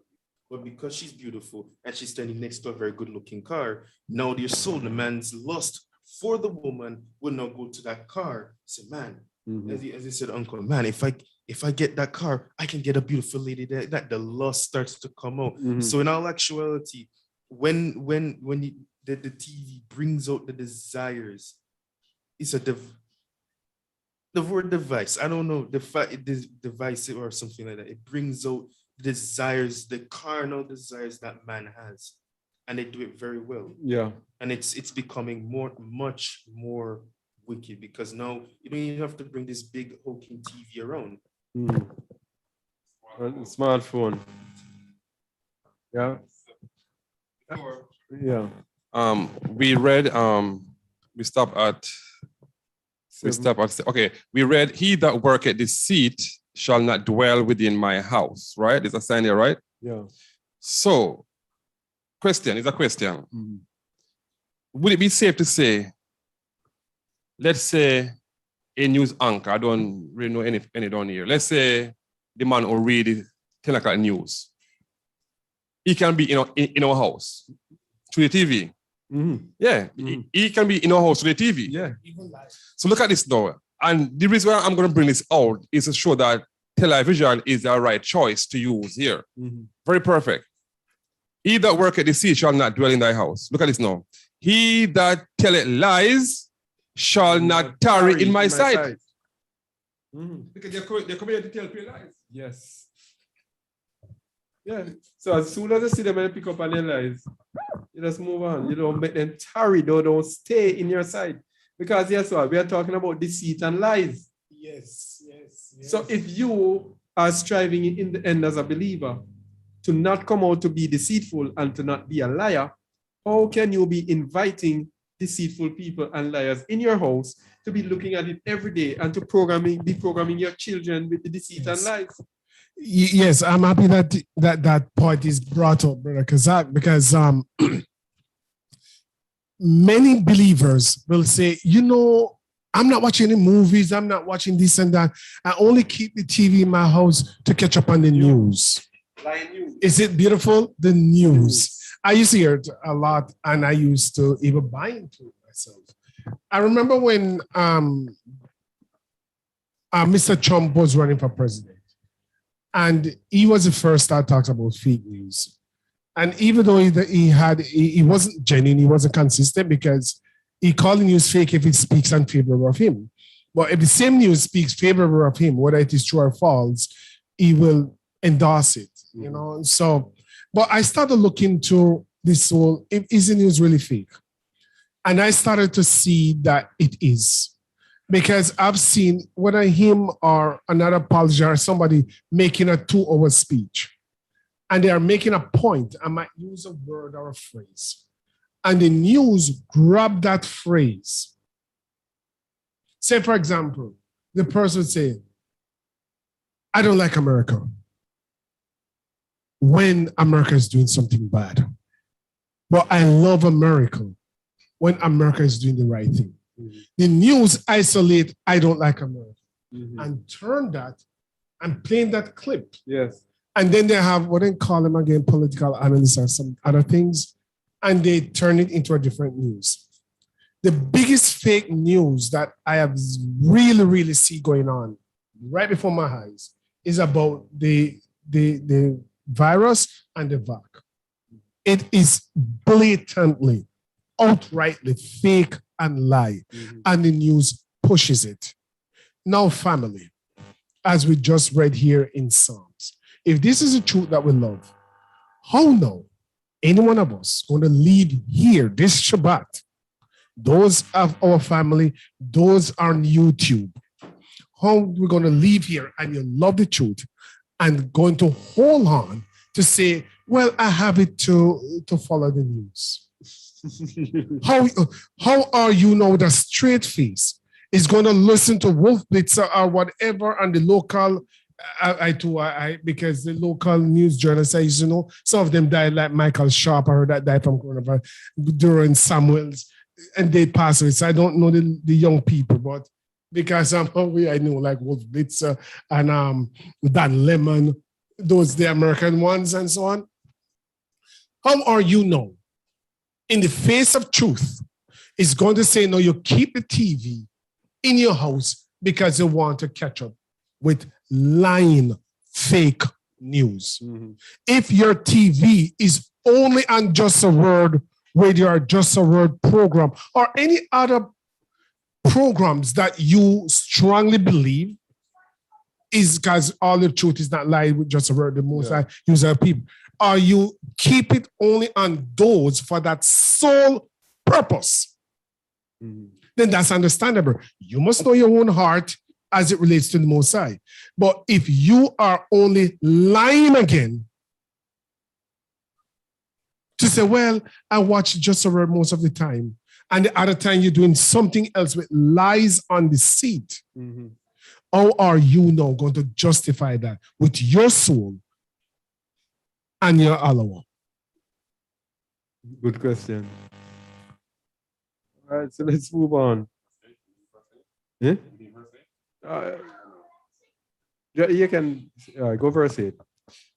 I will early destroy all the wicked of the land, that I may cut off all wicked doers from the city of Yahuwah. So cut off all wicked doers, get rid of the television, if needs be. Cut off all the wicked doers from the city of Yahuwah. All right.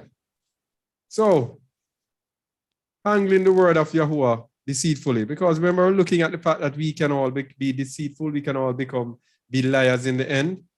So Let's look at how we can handle the word of Yahuwah deceitfully. Jeremiah 48, verse 10.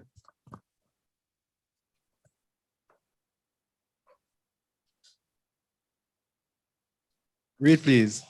Curse be he that doeth the work of Yahuwah deceitfully, and curse be he that keepeth back his sword from blood. Right.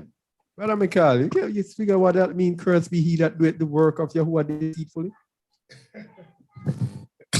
Yes, curse is he that doeth the work of Yahuwah deceitfully.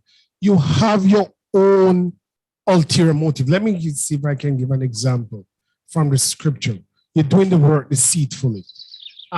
Is it 1 Corinthians chapter 13, the chapter with what Shaul speaks about? Do I speak with the tongues of men and of angels and have not charity? It profit me nothing.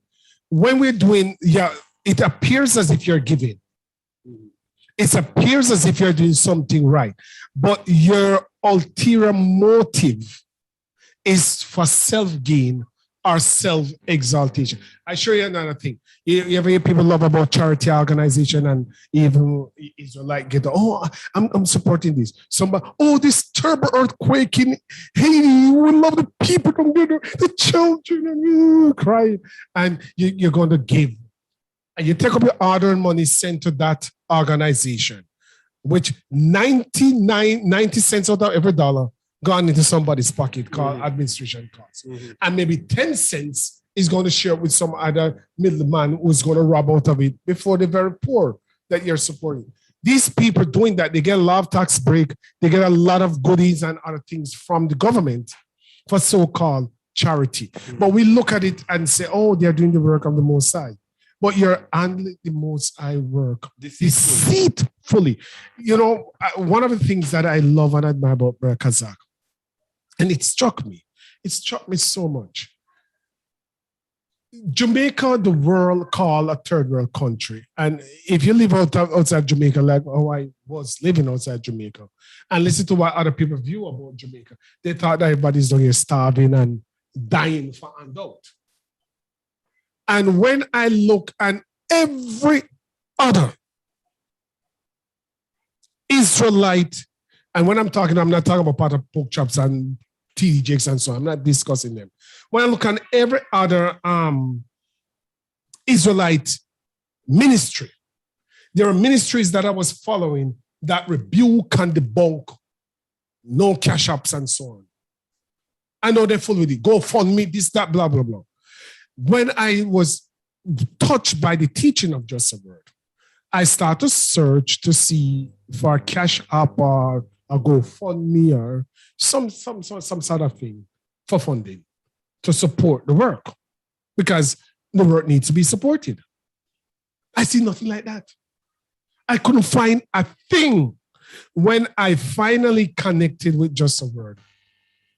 And I asked Brother Kazak about it. He said, man, I don't do those things. Those are the Just a Word family. If they see the need and want to support, they support. But I don't do that, because when I start to do something like that, money might come in and tend to start to corrupt you, and especially a donor who might want to start to teach something favorable. You understand? And I said, but this man is not intended to handle the work of deceitfully. But so the example I'm showing here is that sometimes, and like he showed some images of well-known Black figures, ministers and leaders of Israelite group, but they're handling the word of deceitfully because of cash, deceitfully. And I've seen a lot of good Israelite teachers have changed their teaching over time. And when I check their sites again, they have the most cash up, go fund me, this, that, all kind of things. And I said, maybe there's some truth to this. So that's one of the examples. Maybe that's not the full one you're looking for, of handling the word of Yah deceitfully. You're doing it for your own personal gain and position, not to the honor and glory of Yah. Even though on the face of it, it appears that you're doing the Most High's work. Yeah. So go to 2 Corinthians 4, verse 1 to 2, Brother Mahar. Thanks, Brother Michael. Good. 2 Corinthians 4, Yeah. verse 1 to 2. Therefore, seeing we have this ministry, as we have received mercy, we faint not, but have renounced the hidden things of dishonesty, not walking in craftiness, nor handling the word of Allah deceitfully, but by manifestation of the truth, commending ourselves to every man's conscience in the sight of Allah. This is the whole idea. Right?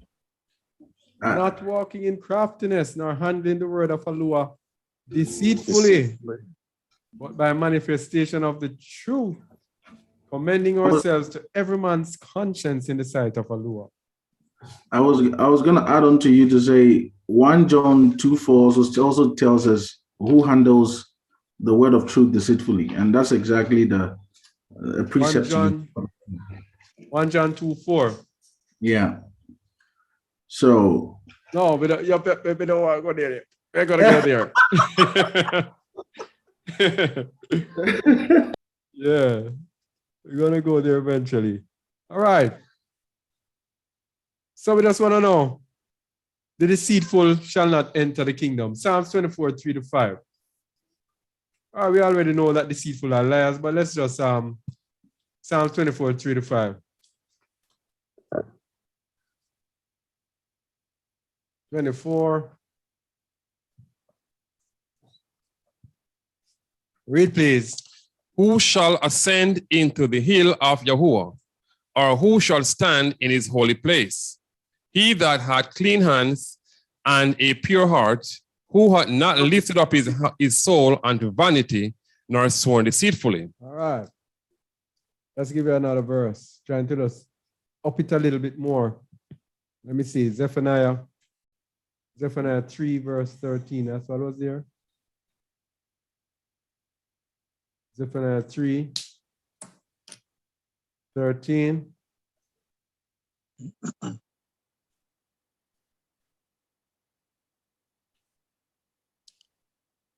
The remnant of Israel shall not do iniquity, nor speak lies, neither shall a deceitful tongue be found in their mouth. For they shall feed and lie down, and none shall make them afraid. This is very powerful right here. We're talking about deceit. We're talking about lies. No.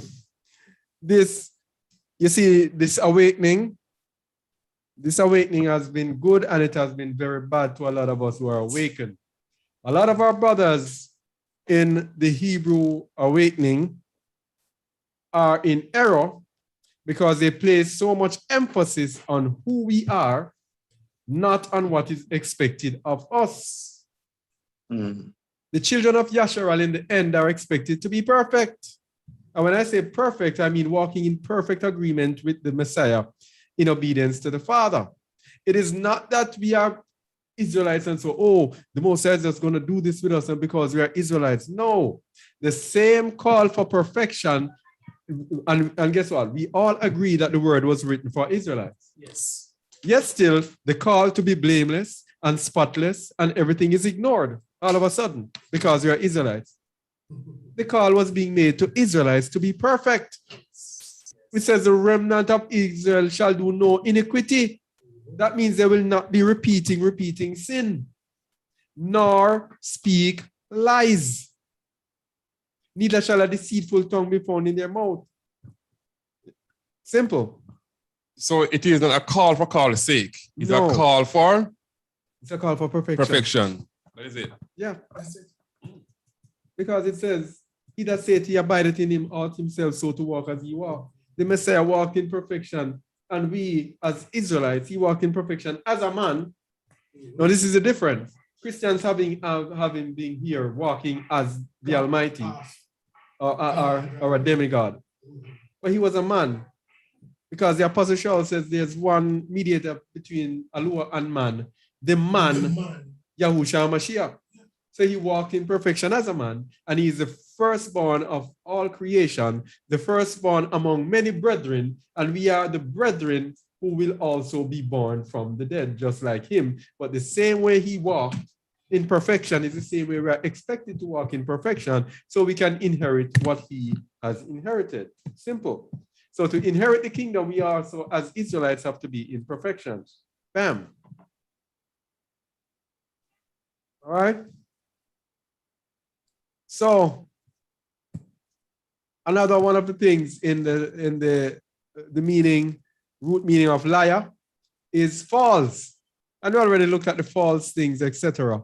But let's look at dealing falsely. Thou shalt not deal falsely. Leviticus 19, verse 11. Leviticus 19, 11.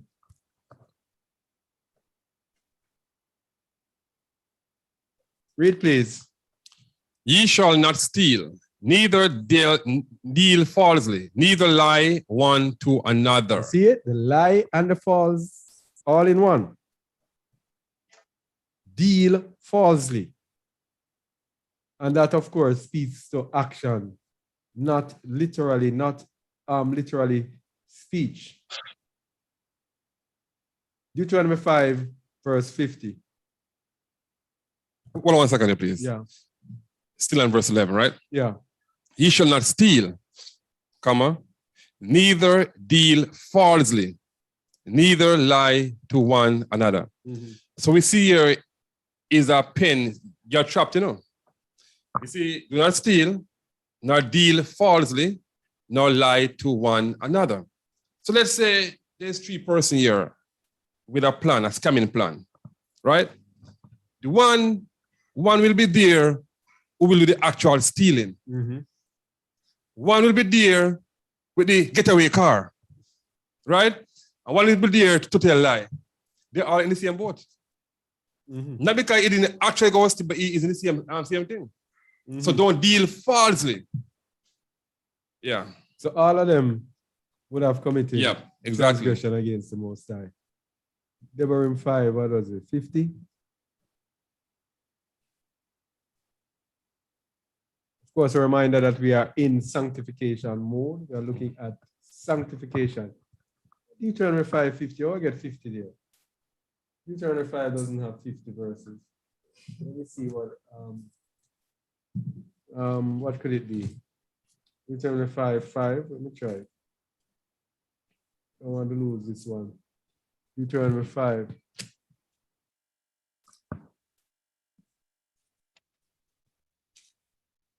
No. Like you have 5 minutes though. Yeah. 5.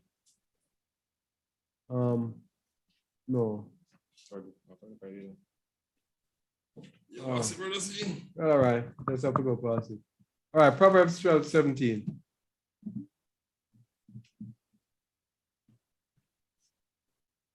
Proverbs 12:17.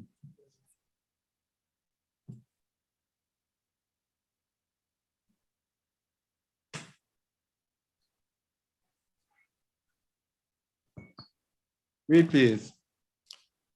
He that speaketh truth showeth forth righteousness, but a false witness deceit. All right. Let me see if I can get it from here.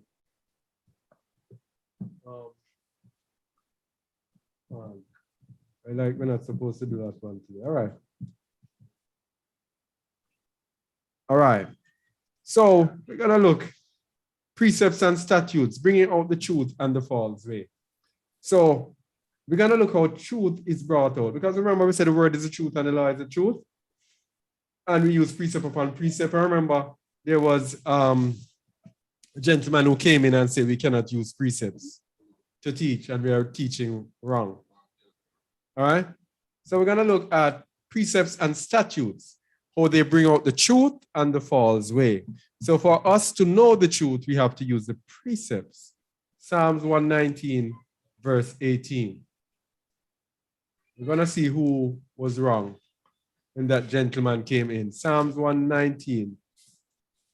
How erroneous it is for anyone to follow people who do those things. Thou hast trodden down all them that err from the statutes, for their deceit is falsehood. Thou hast trodden down all them that err from thy statutes. Everyone that errs from his statutes. So all those people who say, oh, we only keep the 10 commandments. All right, the 10 commandments does not have the statutes of the Most High. You have to go in the law of Moses to find the statutes. All right, so at the Seventh-day Adventists who only deal with the 10 commandments, they err from his statutes. And what does it say? Their deceit is what? Falsehood. Their deceit is a lie. So as long as you err from his statutes and reject his statutes, then you are going to be deceiving people. Yes. Which is a lie. Let's go again. We're going to see precepts now. Or the precepts show the truth. The precepts bring out the truth. Tehillim, same Tehillim 119, but verse 104. All right, the precepts bring out the truth. 104, read please. Through thy precepts, I get understanding. Therefore, I hate every false way. So if I get understanding through the precepts, how can we be using precept upon precept and then that be wrong? What is actually saying it is wrong to get understanding. And it is this precept upon precept that has allowed us here at Just the Word to get the understanding of the scripture and everything that and things that are happening in this world. It is through his precepts that we get understanding.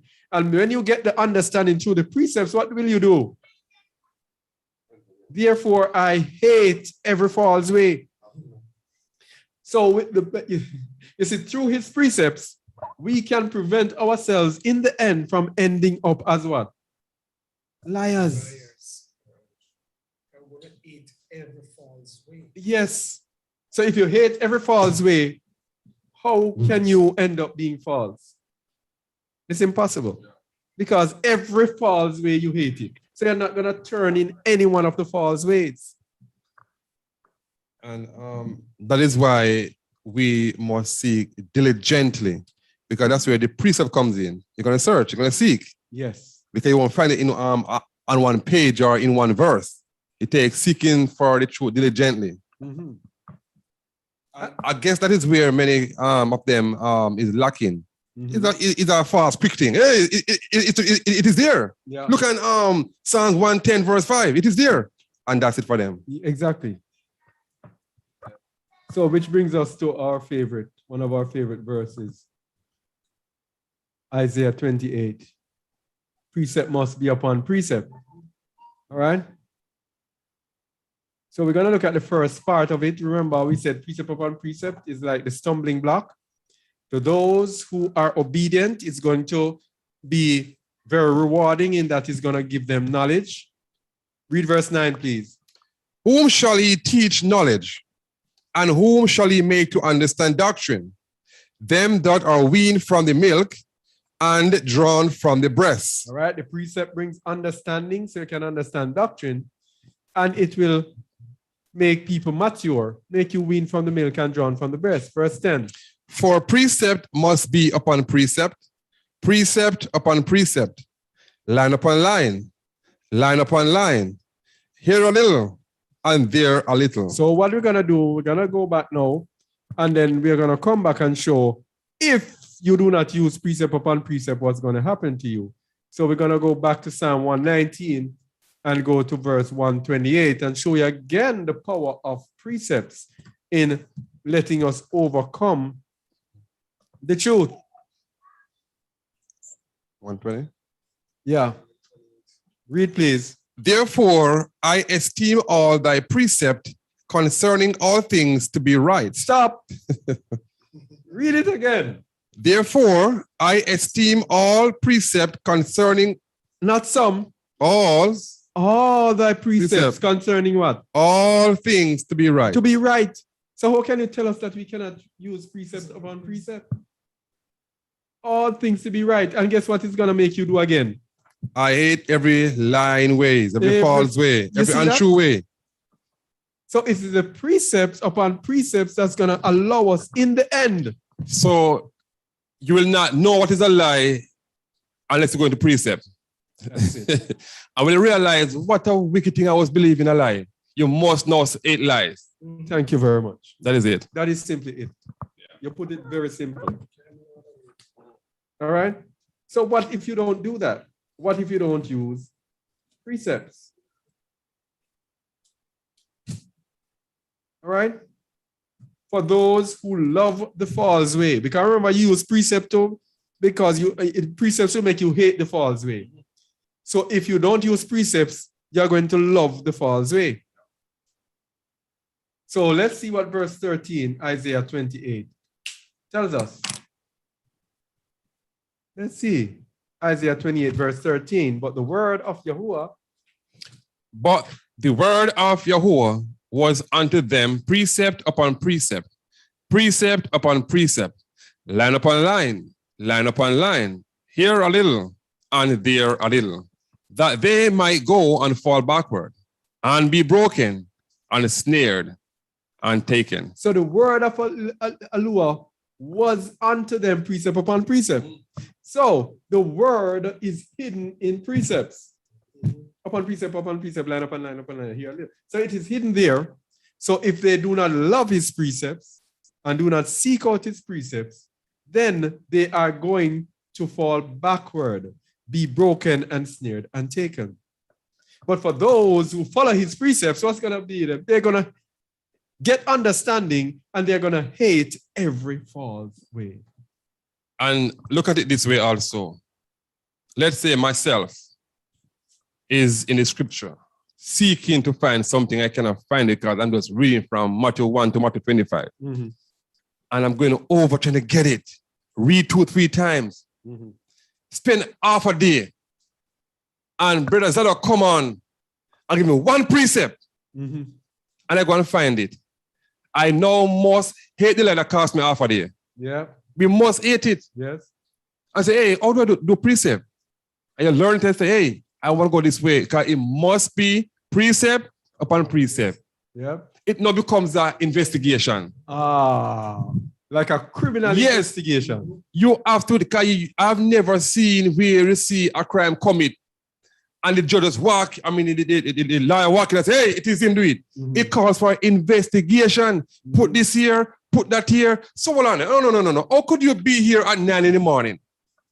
And they said, you did this thing at 9 in the morning over there. Precept. The case boss, you know? Of course. The case boss. I see something, brother. Precepts is a detective investigation. Yes, it is. Spiritual detective investigation. So as Brahma was just giving that example of a detective, are they trying to prove whether you're innocent or guilty?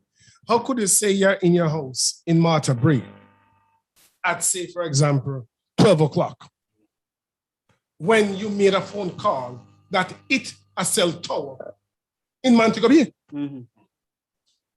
about Mount Salem, where the crime that you are being charged for is committed? So how were you talking from a cell tower in Montego Bay, but at the same time you're in your house in Montego Bay? That's where it comes in now for the investigation. Yes. And if the police officer is good enough, he will do his own research and try and come and see somebody else who live beside. Where was Brother Mahar yesterday? You mean Brother Mahar from down by Martha Bray? Yes. He was at my house. Case solved, you know? The case solved. Yeah. And we got prison. And look, the word is just speaking. And we're going to see why these people reject precept upon precept. Show them up. The people reject precept upon precept because the priests, the prophets, the pastors want to be a rule over the people and do not want people to find out the truth. Yeah. So they don't want them to investigate. Yes. And we know that is what is in Christianity. Christianity gives you doctrines and it gives you different, this is what we believe in, statement of faith, etc. Yes. You cannot go outside of it. You cannot even think outside of it.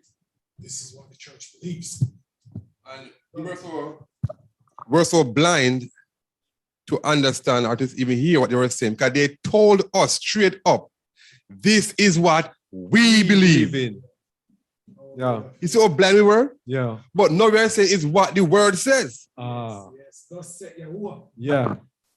So here it is, right, Jeremiah 5:30. A wonderful and horrible thing is committed in the land. The prophets prophesy falsely, and the priests bear rule by their means. And my people love to have it so. And what will he do in the end thereof? Simple. What will happen to you? Hmm. Yeah, you love to hear the foolishness. You love to hear the lie them. Can you upgrade what? Delusion. You'll be given a strong delusion, so you will be damned because you did not have the love of the truth. Oh boy. Oh boy. Yirmiyahu 6:13. No. Yirmiyahu 6:13. 6:13. Read, please. For from the least of them, even unto the greatest of them, everyone is given to covetousness, and from the prophet even unto the priest, everyone dealeth falsely. Can you imagine? Everyone deal falsely, so they don't want you to investigate which precept. Nah, man. Precept upon precept has to be demonized, man. You can't go let people go investigate precept and get the truth. It have to be that way, bro, because when things touch man's hand, you know, it thing just turn up. When things touch man's hand, it corrupt. So it have to be precept upon precept. Because, I mean, it says from the least of them, even unto the greatest of them, everyone is given to covetousness. And from the prophet, even unto the is priest. it the prophet? Oh, someone say, oh no, you wouldn't do that. He said it right there. And the priest. Everyone dealeth falsely. And we know that anything that is false is a lie. All right? So those people caught in the web of these prophets and these priests and are being led into, what do you call it? Deception. These people are on their way to being the liars in the book of Revelation. So we have to be careful. There's something there for every one of us. Every one of us have the risk of being fallen into liars. And who is the father of all liars?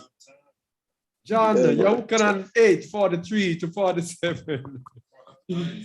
So we are saying Yahuwah is our father. Yahuwah is actually not our father, as the Messiah said. John 8:43 to 47. And we say, oh, Yahuwah is our father. The Messiah said, Yahuwah is not your father. All right, so this is very interesting because it gets into the word and the lies and everything and deception and everything that you have been speaking about. Read, please. Why do ye not? Why do ye not understand my speech? Even because ye cannot hear my word. Stop there. So if we do not hear his word, if we do not hear the word, right, we cannot have the understanding. So wouldn't it be the same as if you don't know it, you're lost? Exactly. And how can you understand his word if you don't look into his precepts? Yeah, that's where it is. And that's where you get the understanding. Continue. Move him out a little bit here, please. Oh. Ye are of your father, the devil, and the lust of your father he will do. He was a murderer from the beginning, and abode not in the truth, because there is no truth in him. Hey. There is no truth at all in him. He does not abide in the truth. And we know what is the truth. The word, the law, the Messiah. Word. Right? When he speaketh a lie, continue.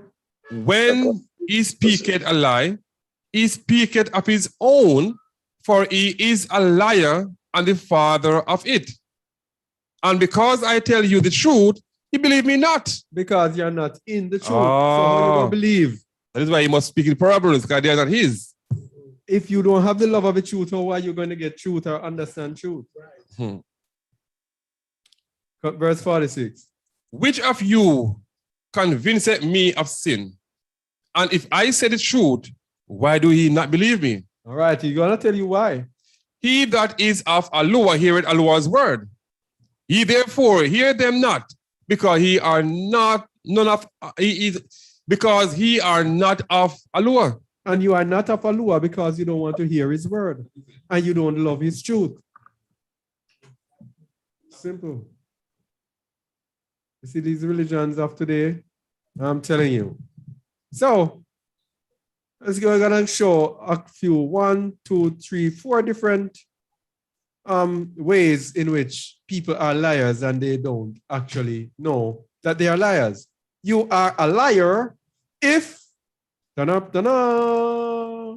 if you do not keep his commandments. See how many people are liars? Read 1 John 2:4, please. He that said, I know him, and keepeth not his commandments, is a liar, and the truth is not in him. That's it. So, brother Steve, what the scripture is saying to us, I mean, is it saying to us that every single Sunday church or even Saturday church who does not keep Yahuwah's commandment is a liar? Yeah, man.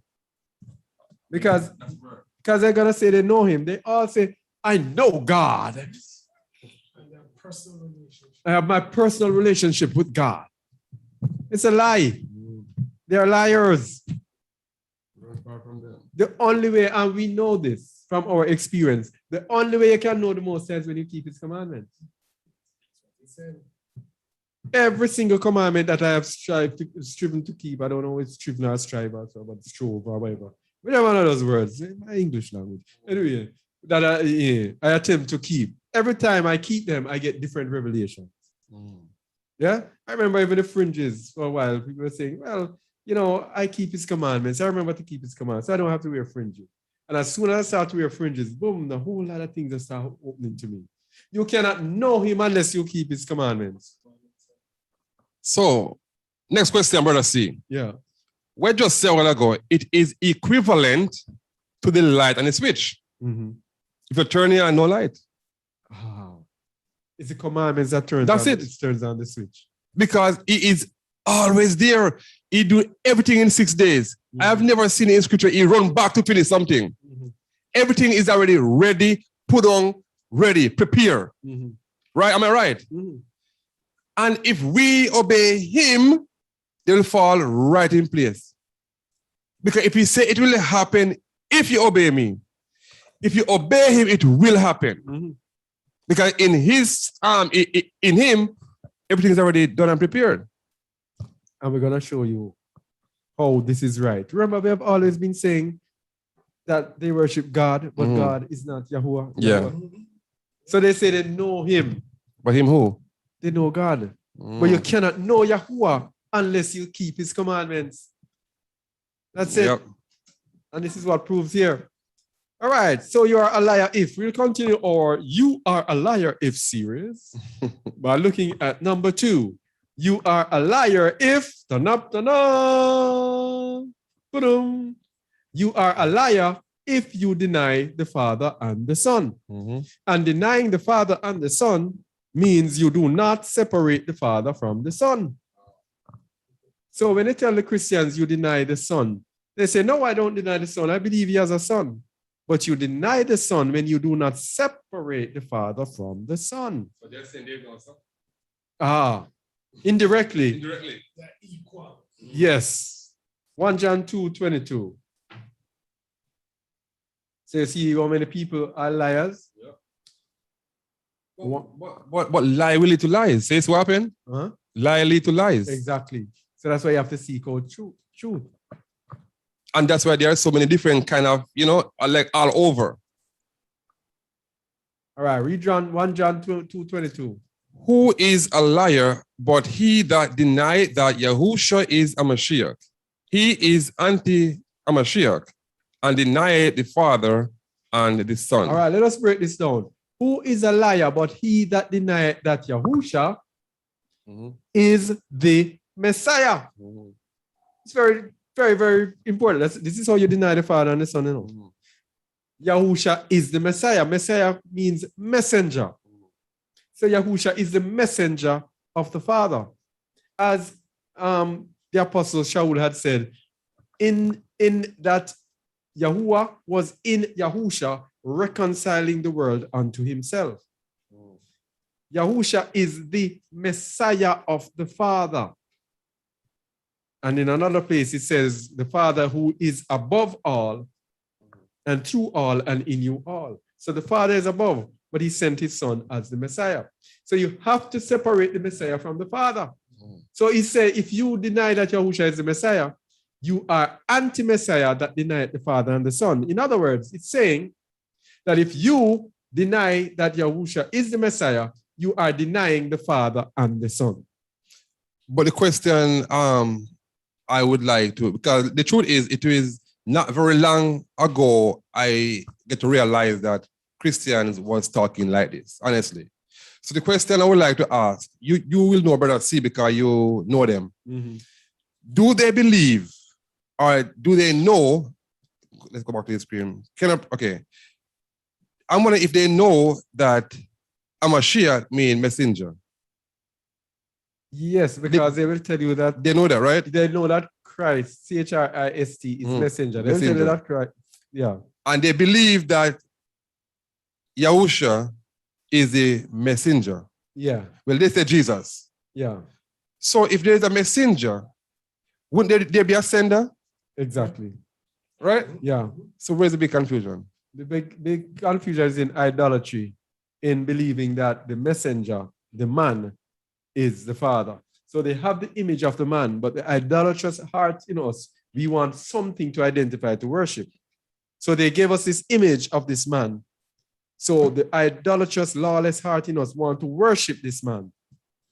But how should we worship, by the way? Yeah. How should we worship? In rock and a mat, in That's spirit it. and in truth. All right? But the average man wants something tangible to worship. That's why they hold fast to it. And that's why they gave the picture of the white Jesus. That's right, to have the image. Son of man, those men have set up their idols in their hearts and put the stumbling block of their iniquity before their face. Should I be inquired of by them? That's in the book of Ezekiel. Anyway, another instant, 1 John 5:10. 1 John 5:10 to show the liar. 1 John 5:10. Read, please. He that believeth on the Son of Allah hath the witness in himself. He that believeth not Allah hath made him a liar. A liar if you do not believe on the Son. Mm-hmm. And you have to believe on the Son of Allah, that he is the Son of Allah, and not that he is Allah. Mm-hmm. This is what it's saying. Mm-hmm. Because he believeth not the record that Allah gave of his son. You do not believe the record. You do not believe the witness. You do not believe the testimony that the Most High gave of his son. There's a point I was trying to bring across or to ask you not too long from now where the lies are concerned. You see, if you have to give a statement or a story to bring out something, Mm-hmm. in order to bring out the truth, if lie is in there one bit, it can derail everything. Mm-hmm. And look at this now. The lies become impregnated and multiply. Mm-hmm. Lie in this area, commandment. Lie in this area, believing that he's the Father. Lie in all those things. Lie. Because of one lie. Mm-hmm. So that is why we must go to the precept. And then hate the lie. If you hate lie, you go stay far from lie. All right, so let's accentuate the point that we have to believe that the Messiah is separate, was a man sent from Allah, his son sent from Allah. 2 John 1:7. For many deceivers are entered into the world who confess not that Yahushua Mashiach is come in the flesh. This is a deceiver and an antichrist. And we know that deceit is one of the things that has the definitions of a liar, right? Mm-hmm. So if you're a deceiver, you're a liar. If you do not confess that Yahushua Mashiach is come in the flesh, and we know we've done this several times on just a word where flesh is the Greek word sarx, which means flesh devoid of spirit or soul, 100% human, carnally minded, fleshly mind, and fleshly, which means a man, just like you and I. Mm-hmm. So if you do not believe that he came as a man, just like you and I, you are a deceiver and an anti-Messiah, and therefore you are a liar. Okay? Mm-hmm. All right, we continue our You Are a Liar series. Ta-da. The third one. You are a liar if you hate your brother. 1 John 4, 20-21. Our sister. Yeah, when I say brother, yeah, you know, the scripture is. If a man say, I love Allah and hated his brother, he is a liar. Hey. So is it to be a liar? Mhm. So if you're here all righteous and everything, and you have a brother that you hate or despise, Mosai says you are a liar. Oh, yeah. And remember, all liars shall be thrown in the lake of fire. You can't hate your brother. Read it again, start from the top. If a man say, I love Allah, Brother Pedro, I'm seeing you. If a man say, I love Allah and hateth his brother, he is a liar. For he that loveth not his brother, whom he had seen, how can he love Allah, whom he had not seen? And this commandment have we from him, that he who loveth Allah, love his brother also. So this is a commandment. If you love Allah, love your brother. That's it. It's a commandment. All right, the last in our You Are a Liar series.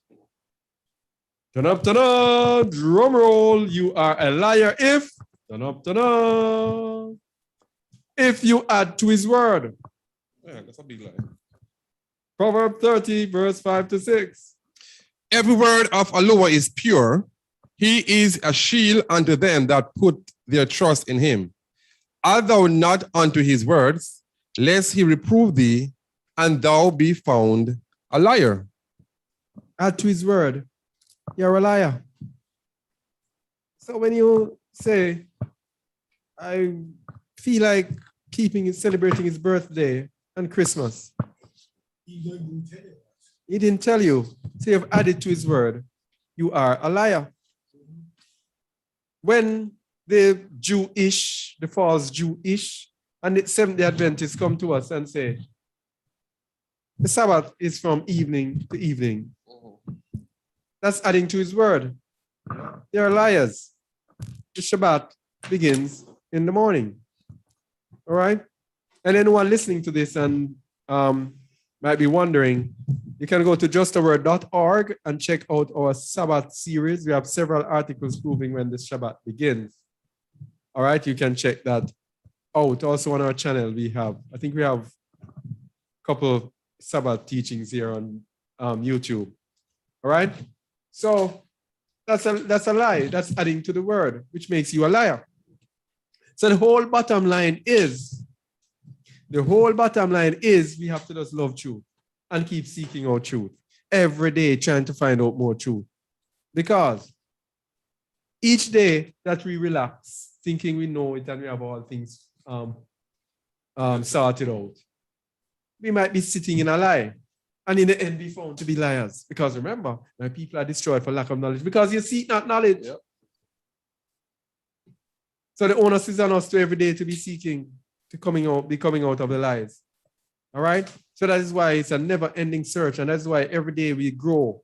Each day we learn more and more from their lives. There's not just about 4 different ways that we underestimate that makes us liars. There are many, many, many, many ways it makes us liars. Each and every one of us. So we have to just keep striving after the truth. So we end by looking at the end time fate of liars. All right? To show us why we have to seek after the truth, to show us why we have to strive for the truth, to show us why we cannot end up in the end time being liars. Let's look at the end time fate of liars, coming from the book of Chizayon, the book of Revelation. Revelation 21, verse 27.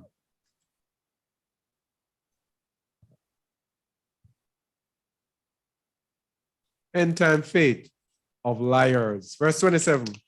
And there shall in no wise enter into it anything that defileth, neither whatsoever worketh abomination, or walketh, or maketh a lie, but they which are written in the Lamb's book of life. No one that maketh a lie. All right? No one who makes a lie can enter into the kingdom. Oh, it gets more dire than that. 22:15. This is talking about those who cannot enter the kingdom. Those who enter the kingdom are those who do his commandments. Read from verse 14. Blessed are they that do his commandments, that they may have right to the tree of life, and may enter in through the gates into the city. And of course, the reason you're blessed for doing his commandments is because the commandment is his word, the commandment is his law, the commandments is the way, the commandments is the word of the Most High, and it is, of course, the truth. But verse 15 says, For without are dogs and sorcerers and whoremongers and murderers and idolaters and whosoever loveth and maketh a lie. oh, so we already looked at a while ago, whoever makes a lie. But it says whoever love. Oh, this one is a killer. In other words, we believe it too. We believe it. No, you don't have to believe it. You can know that it is false in my heart. Yeah. But you love the lie so much. What a lie, man. Look how many people we tell people with this JC thing. And we go to them, that was not his name. You're right, because somebody said, yeah, true, you know. But it's lovely lie. They just love the name. And so they continue using the name that is loving a lie. We tell them, okay, you cannot prove to us. We can prove to you that there was no J before 16 something. The 1611 version was made with what? Jesus. So the J came after that and they added the J. And guess what? They don't want to hear. They love the JC lie. Whosoever loveth. So you can't love any lie as soon as you can't love a lie. You can't love the news and you don't say a lie. Ah. But I'm wondering if that is the reason why many people, it doesn't matter what miss them, the news can miss them. Mm-hmm. They just love the news. There are some people don't watch nothing at all except news. Because whatever is being spoken is a lie. They love it. And if you love the lie, you cannot make it into the kingdom. So Nope. our final scripture for this presentation, not for today, but the final scripture for this presentation, 21 verse 8. Read, please. But be fearful. The fearful. Okay, but the fearful and unbelieving and the abominable and murderers and whoremongers and sorcerers and idolaters and all liars shall have their part in the lake, which burneth with fire and brimstone, which is the second death. And all liars. All right? So we see the onus is on us to make sure we don't end up with any one of these. But today, we are concentrating on all liars. All right? Now we have to make introspection as to whether or not we are in lies. And not only make introspection for the past and present, but make a resolve that in the future, we will be proving all things and holding fast to that which is good. We will be dismissing the lies and the deception. Wherever we find error, we get rid of it, no matter what the change it costs. No matter what a revolutionary change. When they say, oh, those are just a word. They believe this, and now then they are saying that. No. Blindness in part has happened to Israel. So we have been deceived for years. We are just coming out of our deception. It doesn't mean that we are going to have everything all figured out. We are moving stage by stage, step by step, as the precepts take us out and show us the lies and give us understanding. But when we find them, no matter what it takes, we have to dismiss it and say, hey, we once thought this and that, but guess what? We have now found out that this is not so. All right? We are not a religion. that have to hold fast to a statement of faith. Seventh-day Adventists that are so inflexible that if they accept that something is wrong, it's going to pull down their whole entire organization. That's not us. All right. So we move from truth to truth and we resolve to walk in truth. All right. So that is it from me. I get hungry. Hungry.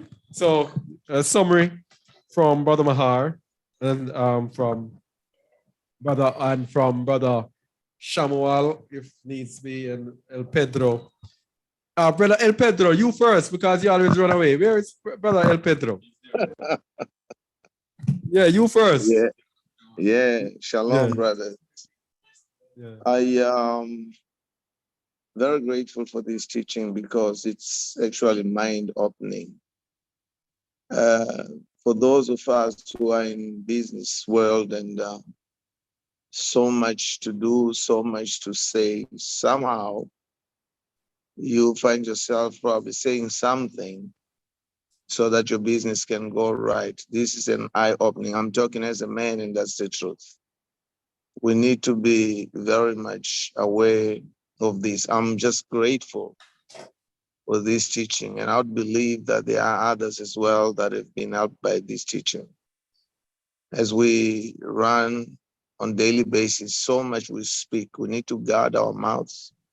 We need to guard our hearts, our thoughts, so that we do not sin. We don't fall into these lies, so that we are not cast out by allure.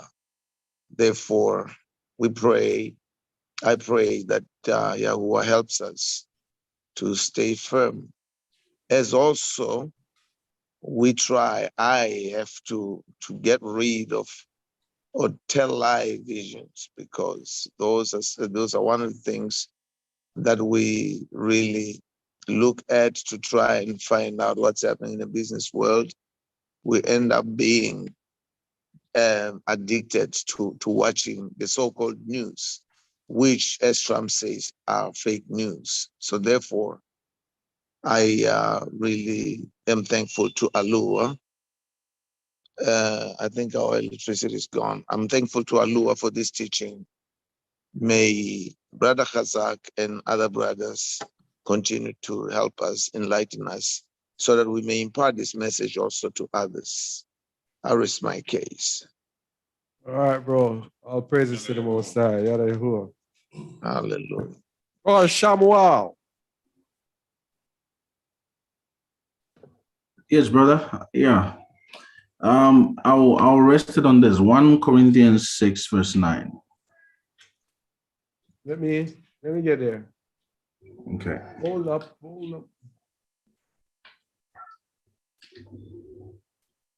Coming on.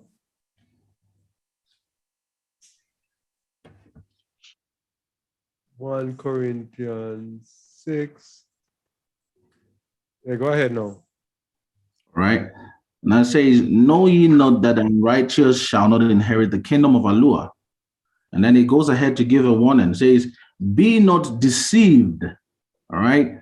Be not, because it's easy to lie, to deceive. I mean, we've been learning the whole time about deception, about lies, who a liar is. Be not deceived, neither fornicators, nor idolaters, nor adulterers, nor effeminate, nor abusers of themselves with mankind, nor thieves, nor covetous, nor drunkards, nor revilers, nor extortioners shall inherit the kingdom of Allah.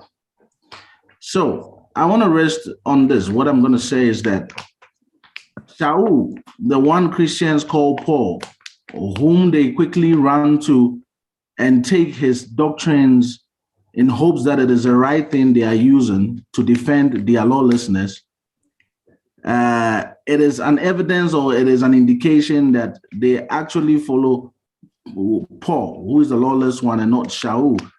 Because if they followed the Messiah, they would have taken the Messiah's doctrines and they would have followed the Messiah rather than follow Shaul. Another thing as well, many religious people don't understand is that Shaul was well learned and studied in the Torah. The Torah, when I talk about the Torah, Christians don't believe in the Apocrypha. All right. Shaul learned all these things. He had He had knowledge of every aspect of both the canon and the ones they called the uninspired word. He had all of them together and he had studied all of them. So when he spoke out of great and a deeper insight and understanding. And we all know that throughout scripture, anytime we see a wise man, it is referring to a man who fears Yahuwah and has his commandments. That is who is classified as a wise man.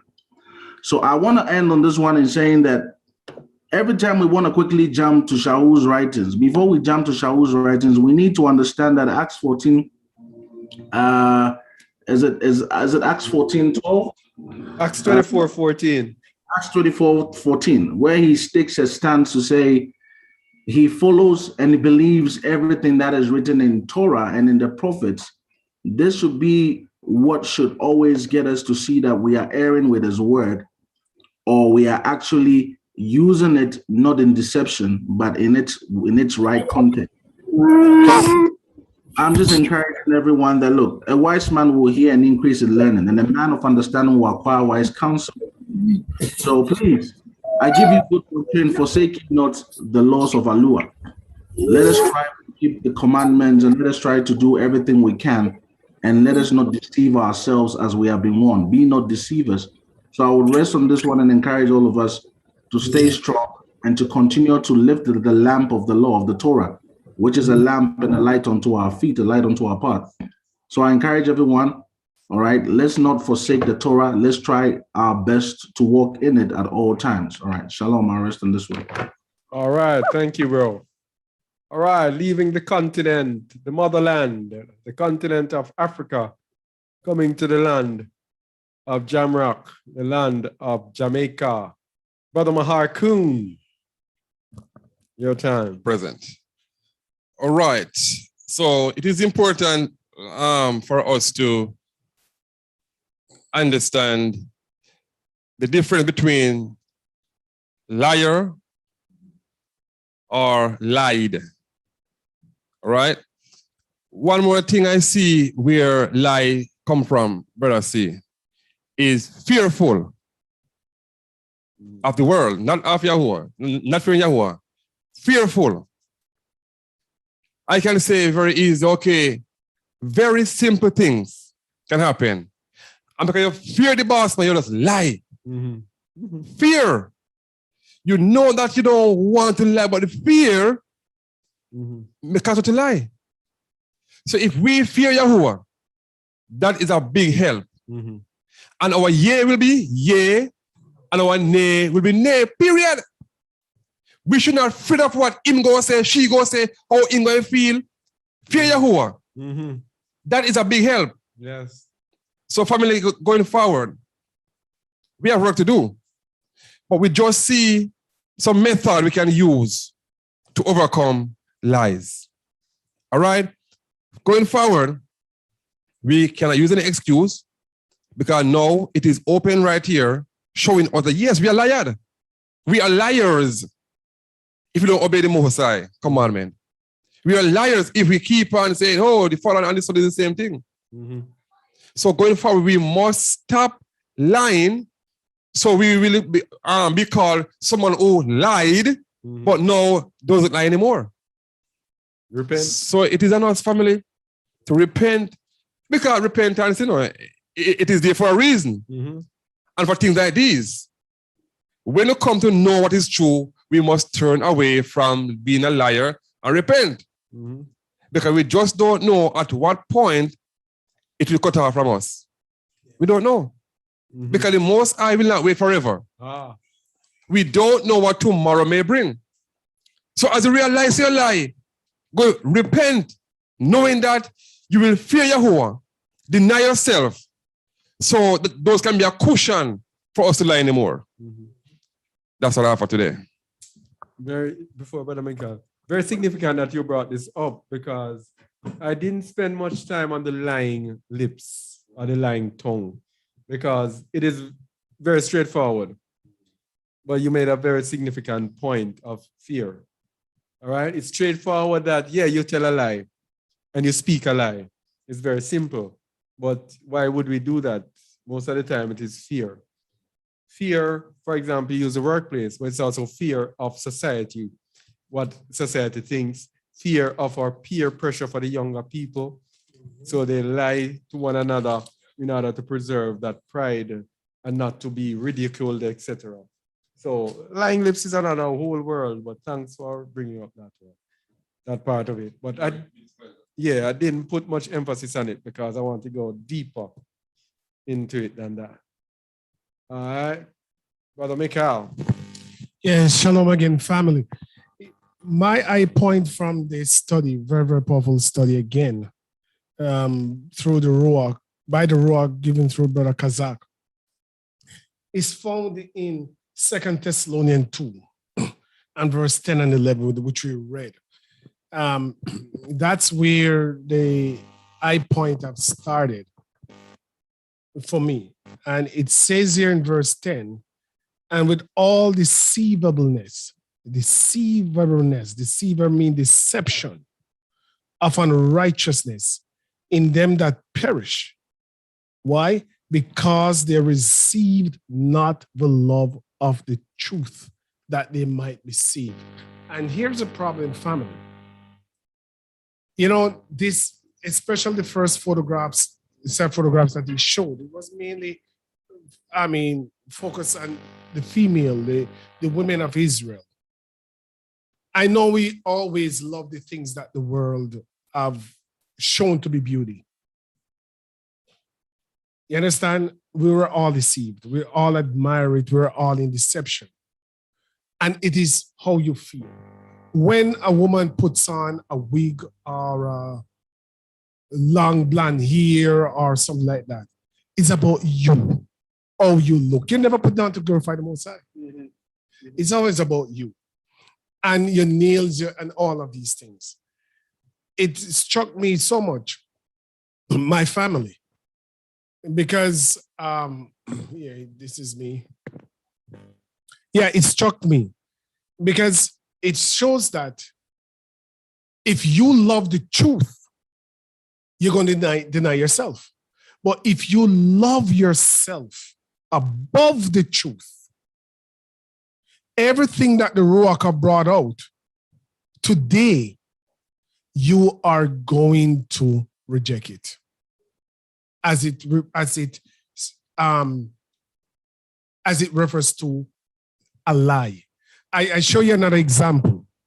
Yesterday, we were traveling, we stopped at a shop, and Brother Mahar saw one of his relatives.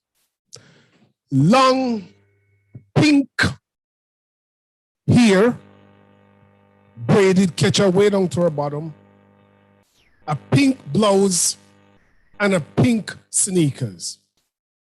Same color. Brother Mahar called her and said, what is this? How long are you gonna keep doing this? You know better, and so on. And she said, well, I know, but it's my birthday. Brother Mahar said, see, this nonsense. And she said, it's my birthday and I like pink. No. Here is this now. Are we saying that the Most High erred in not making the color of her hair pink? And I'm sure if the Most High made her hair pink, she would love blue. And then she would love green or black. The point is that she says she loves it. But this is what happened, family. Verse 11. If you do not love the truth, this is what's going to happen now. And for this cause, not loving the truth, that you will be saved. For this cause, Allah shall send them strong delusion that they should believe a lie.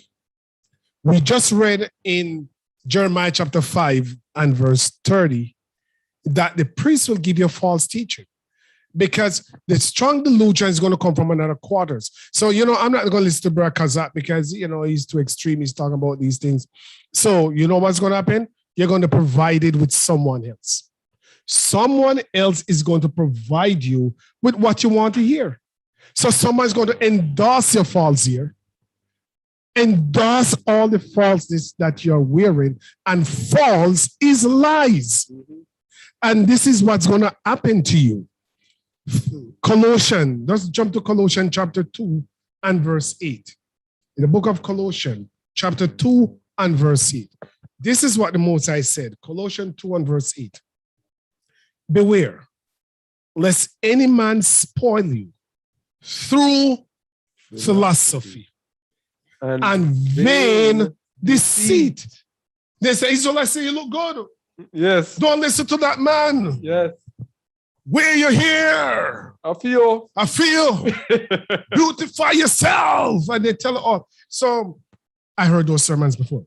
He said that, and vain deceit after the tradition of men, after the rudiments of the world, and not after Messiah. the Messiah. Great.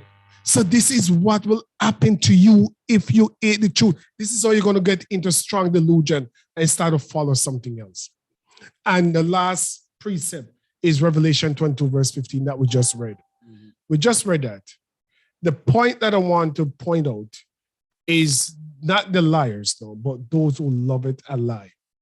My brothers, when we love the weave here, when we love the braid, I used to love seed, especially the big ones. We're loving a lie. That's not our here. Mm-hmm. When you love to see the false eyelashes, it's a lie. And we force our sisters sometimes to dress that way because they dress it to entice us because the woman's desire is to her husband. Yeah. So husbands who love these things, you are loving a lie. Right. So not only that you force your wife to live a lie, but you also love the lie. You will not be saved. Whoa. I will close with this. At one of my workplaces in Canada, I used to work there in healthcare. There was this white girl who works at the front. She was one of the, we call receptionists. Smooth looking face and blonde hair and everything. White, you understand? We talk because she seems to be a nice person. She says she loves Jamaicans, love this and that. One day I have to drive past where she lives to go to home. One day she called, said, I should collect something from a supervisor for her. Because when I'm past, I could drop it off at her house. And I said, yeah, man, no worries, man. I could just collect it from the supervisor. Then she called me back and said, you know what? I don't want you to stop by the house. I said, something is wrong? And she's a married woman with children. I said, no, because I don't look good. No, I was just totally lying. I said, what do you mean you don't look good? I don't look the same like when I'm at work. I said, like, what do you mean? I said, if you dress in skimpy clothes at home, because I thought that's what she means, then you could just, when I'm coming, you could just put on something and just come for what I'm coming. She said, no, that's not what I mean. When you see me, you're not going to believe it's me. I cannot figure what and her she was talking about. So I said, listen, no matter how you look, I don't have a problem with how you look because I don't see how a white girl could look different from how she looks at work. So I said, it is the personality. You seems to be a nice person. The person could be as beautiful as anything else. I wish I thought she's beautiful. And they are a devil. I said, it is the inward person that matters. She said, okay. I do everything. Reach out the gate, kick. She came out. When she came out, I was a little bit taken aback because she had very nice, smooth skin. That's the face that I saw.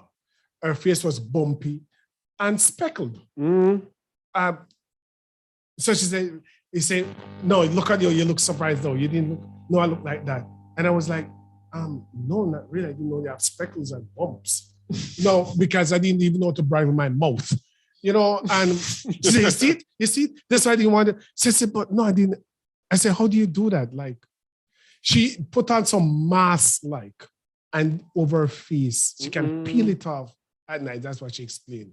So she put those on, and it makes her skin look so smooth. Same kind of complexion, but it's smooth. You don't see any bumps, any speckles.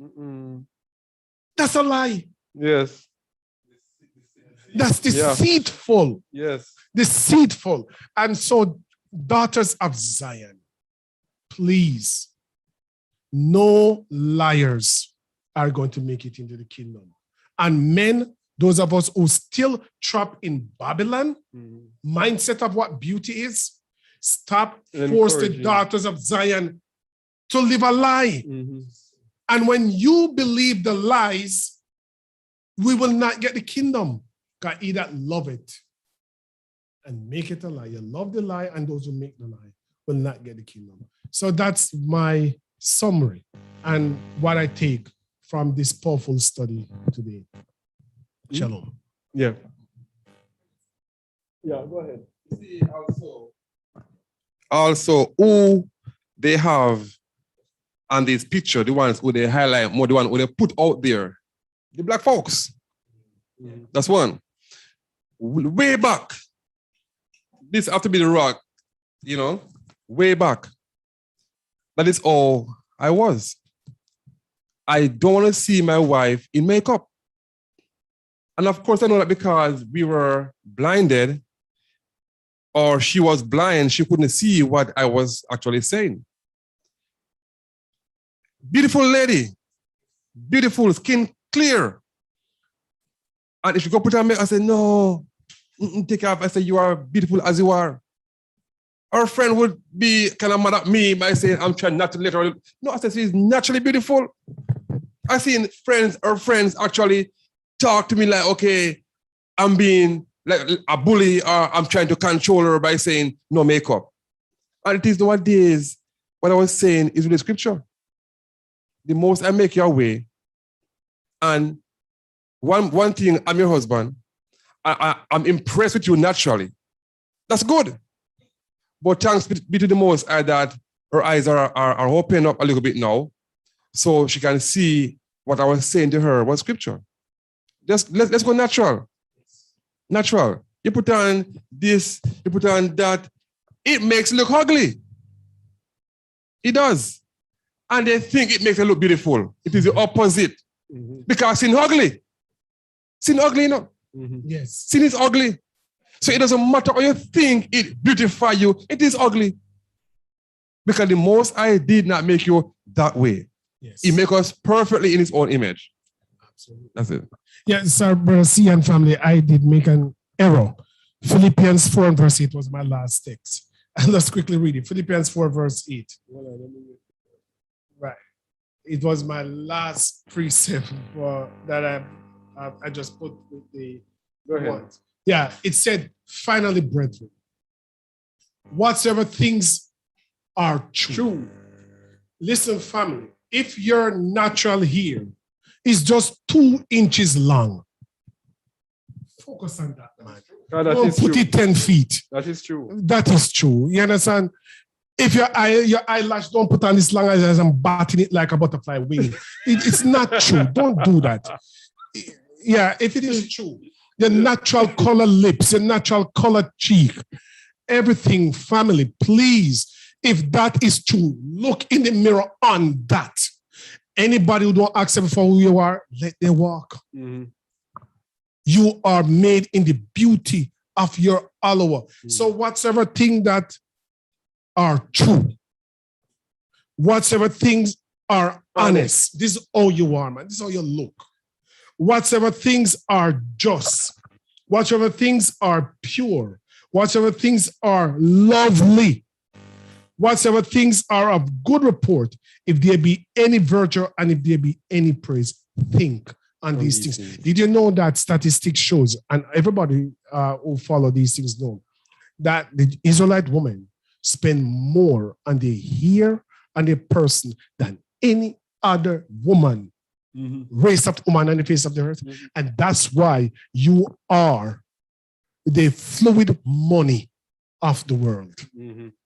If you know how much you fund these devilish corporations to give your skin cancer and ear cancer and every cancer, God, the wicked only do wicked things. They can't do anything else.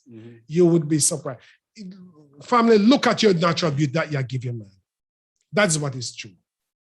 Think on those things. Focus on those things. Look at it in the mirror and say, thank you, Yahuwah, for how you have made me. As Brother Michael mentioned about lipstick and all those things, let's look back on Azazel. He introduced all these things, right? And Satan wants to be like who? The Most High. Did the Most High make women with a colorful lip? Yeah, it does. Yeah. They already have the natural color. of their lips. But they come and they enhance what the Most High made to be brighter. Because they have color, whether pink or slight pink or whatever. The Most High made them perfectly with the color he chose for them. And Azazel, hey, Azazel, hey, you can do this and you'll be all right. And they bleach out, they like browning. Just bleach out, Azazel. That's another thing. Azazel. Bleaching. You were born a dark-skinned man. You went away for 2 weeks, come back, you're white. Hold on. It is now summer all over in America. You live here as a black man, then you're white. What's going on? Something is wrong with you? Look, man, the world gone mad. The world gone mad.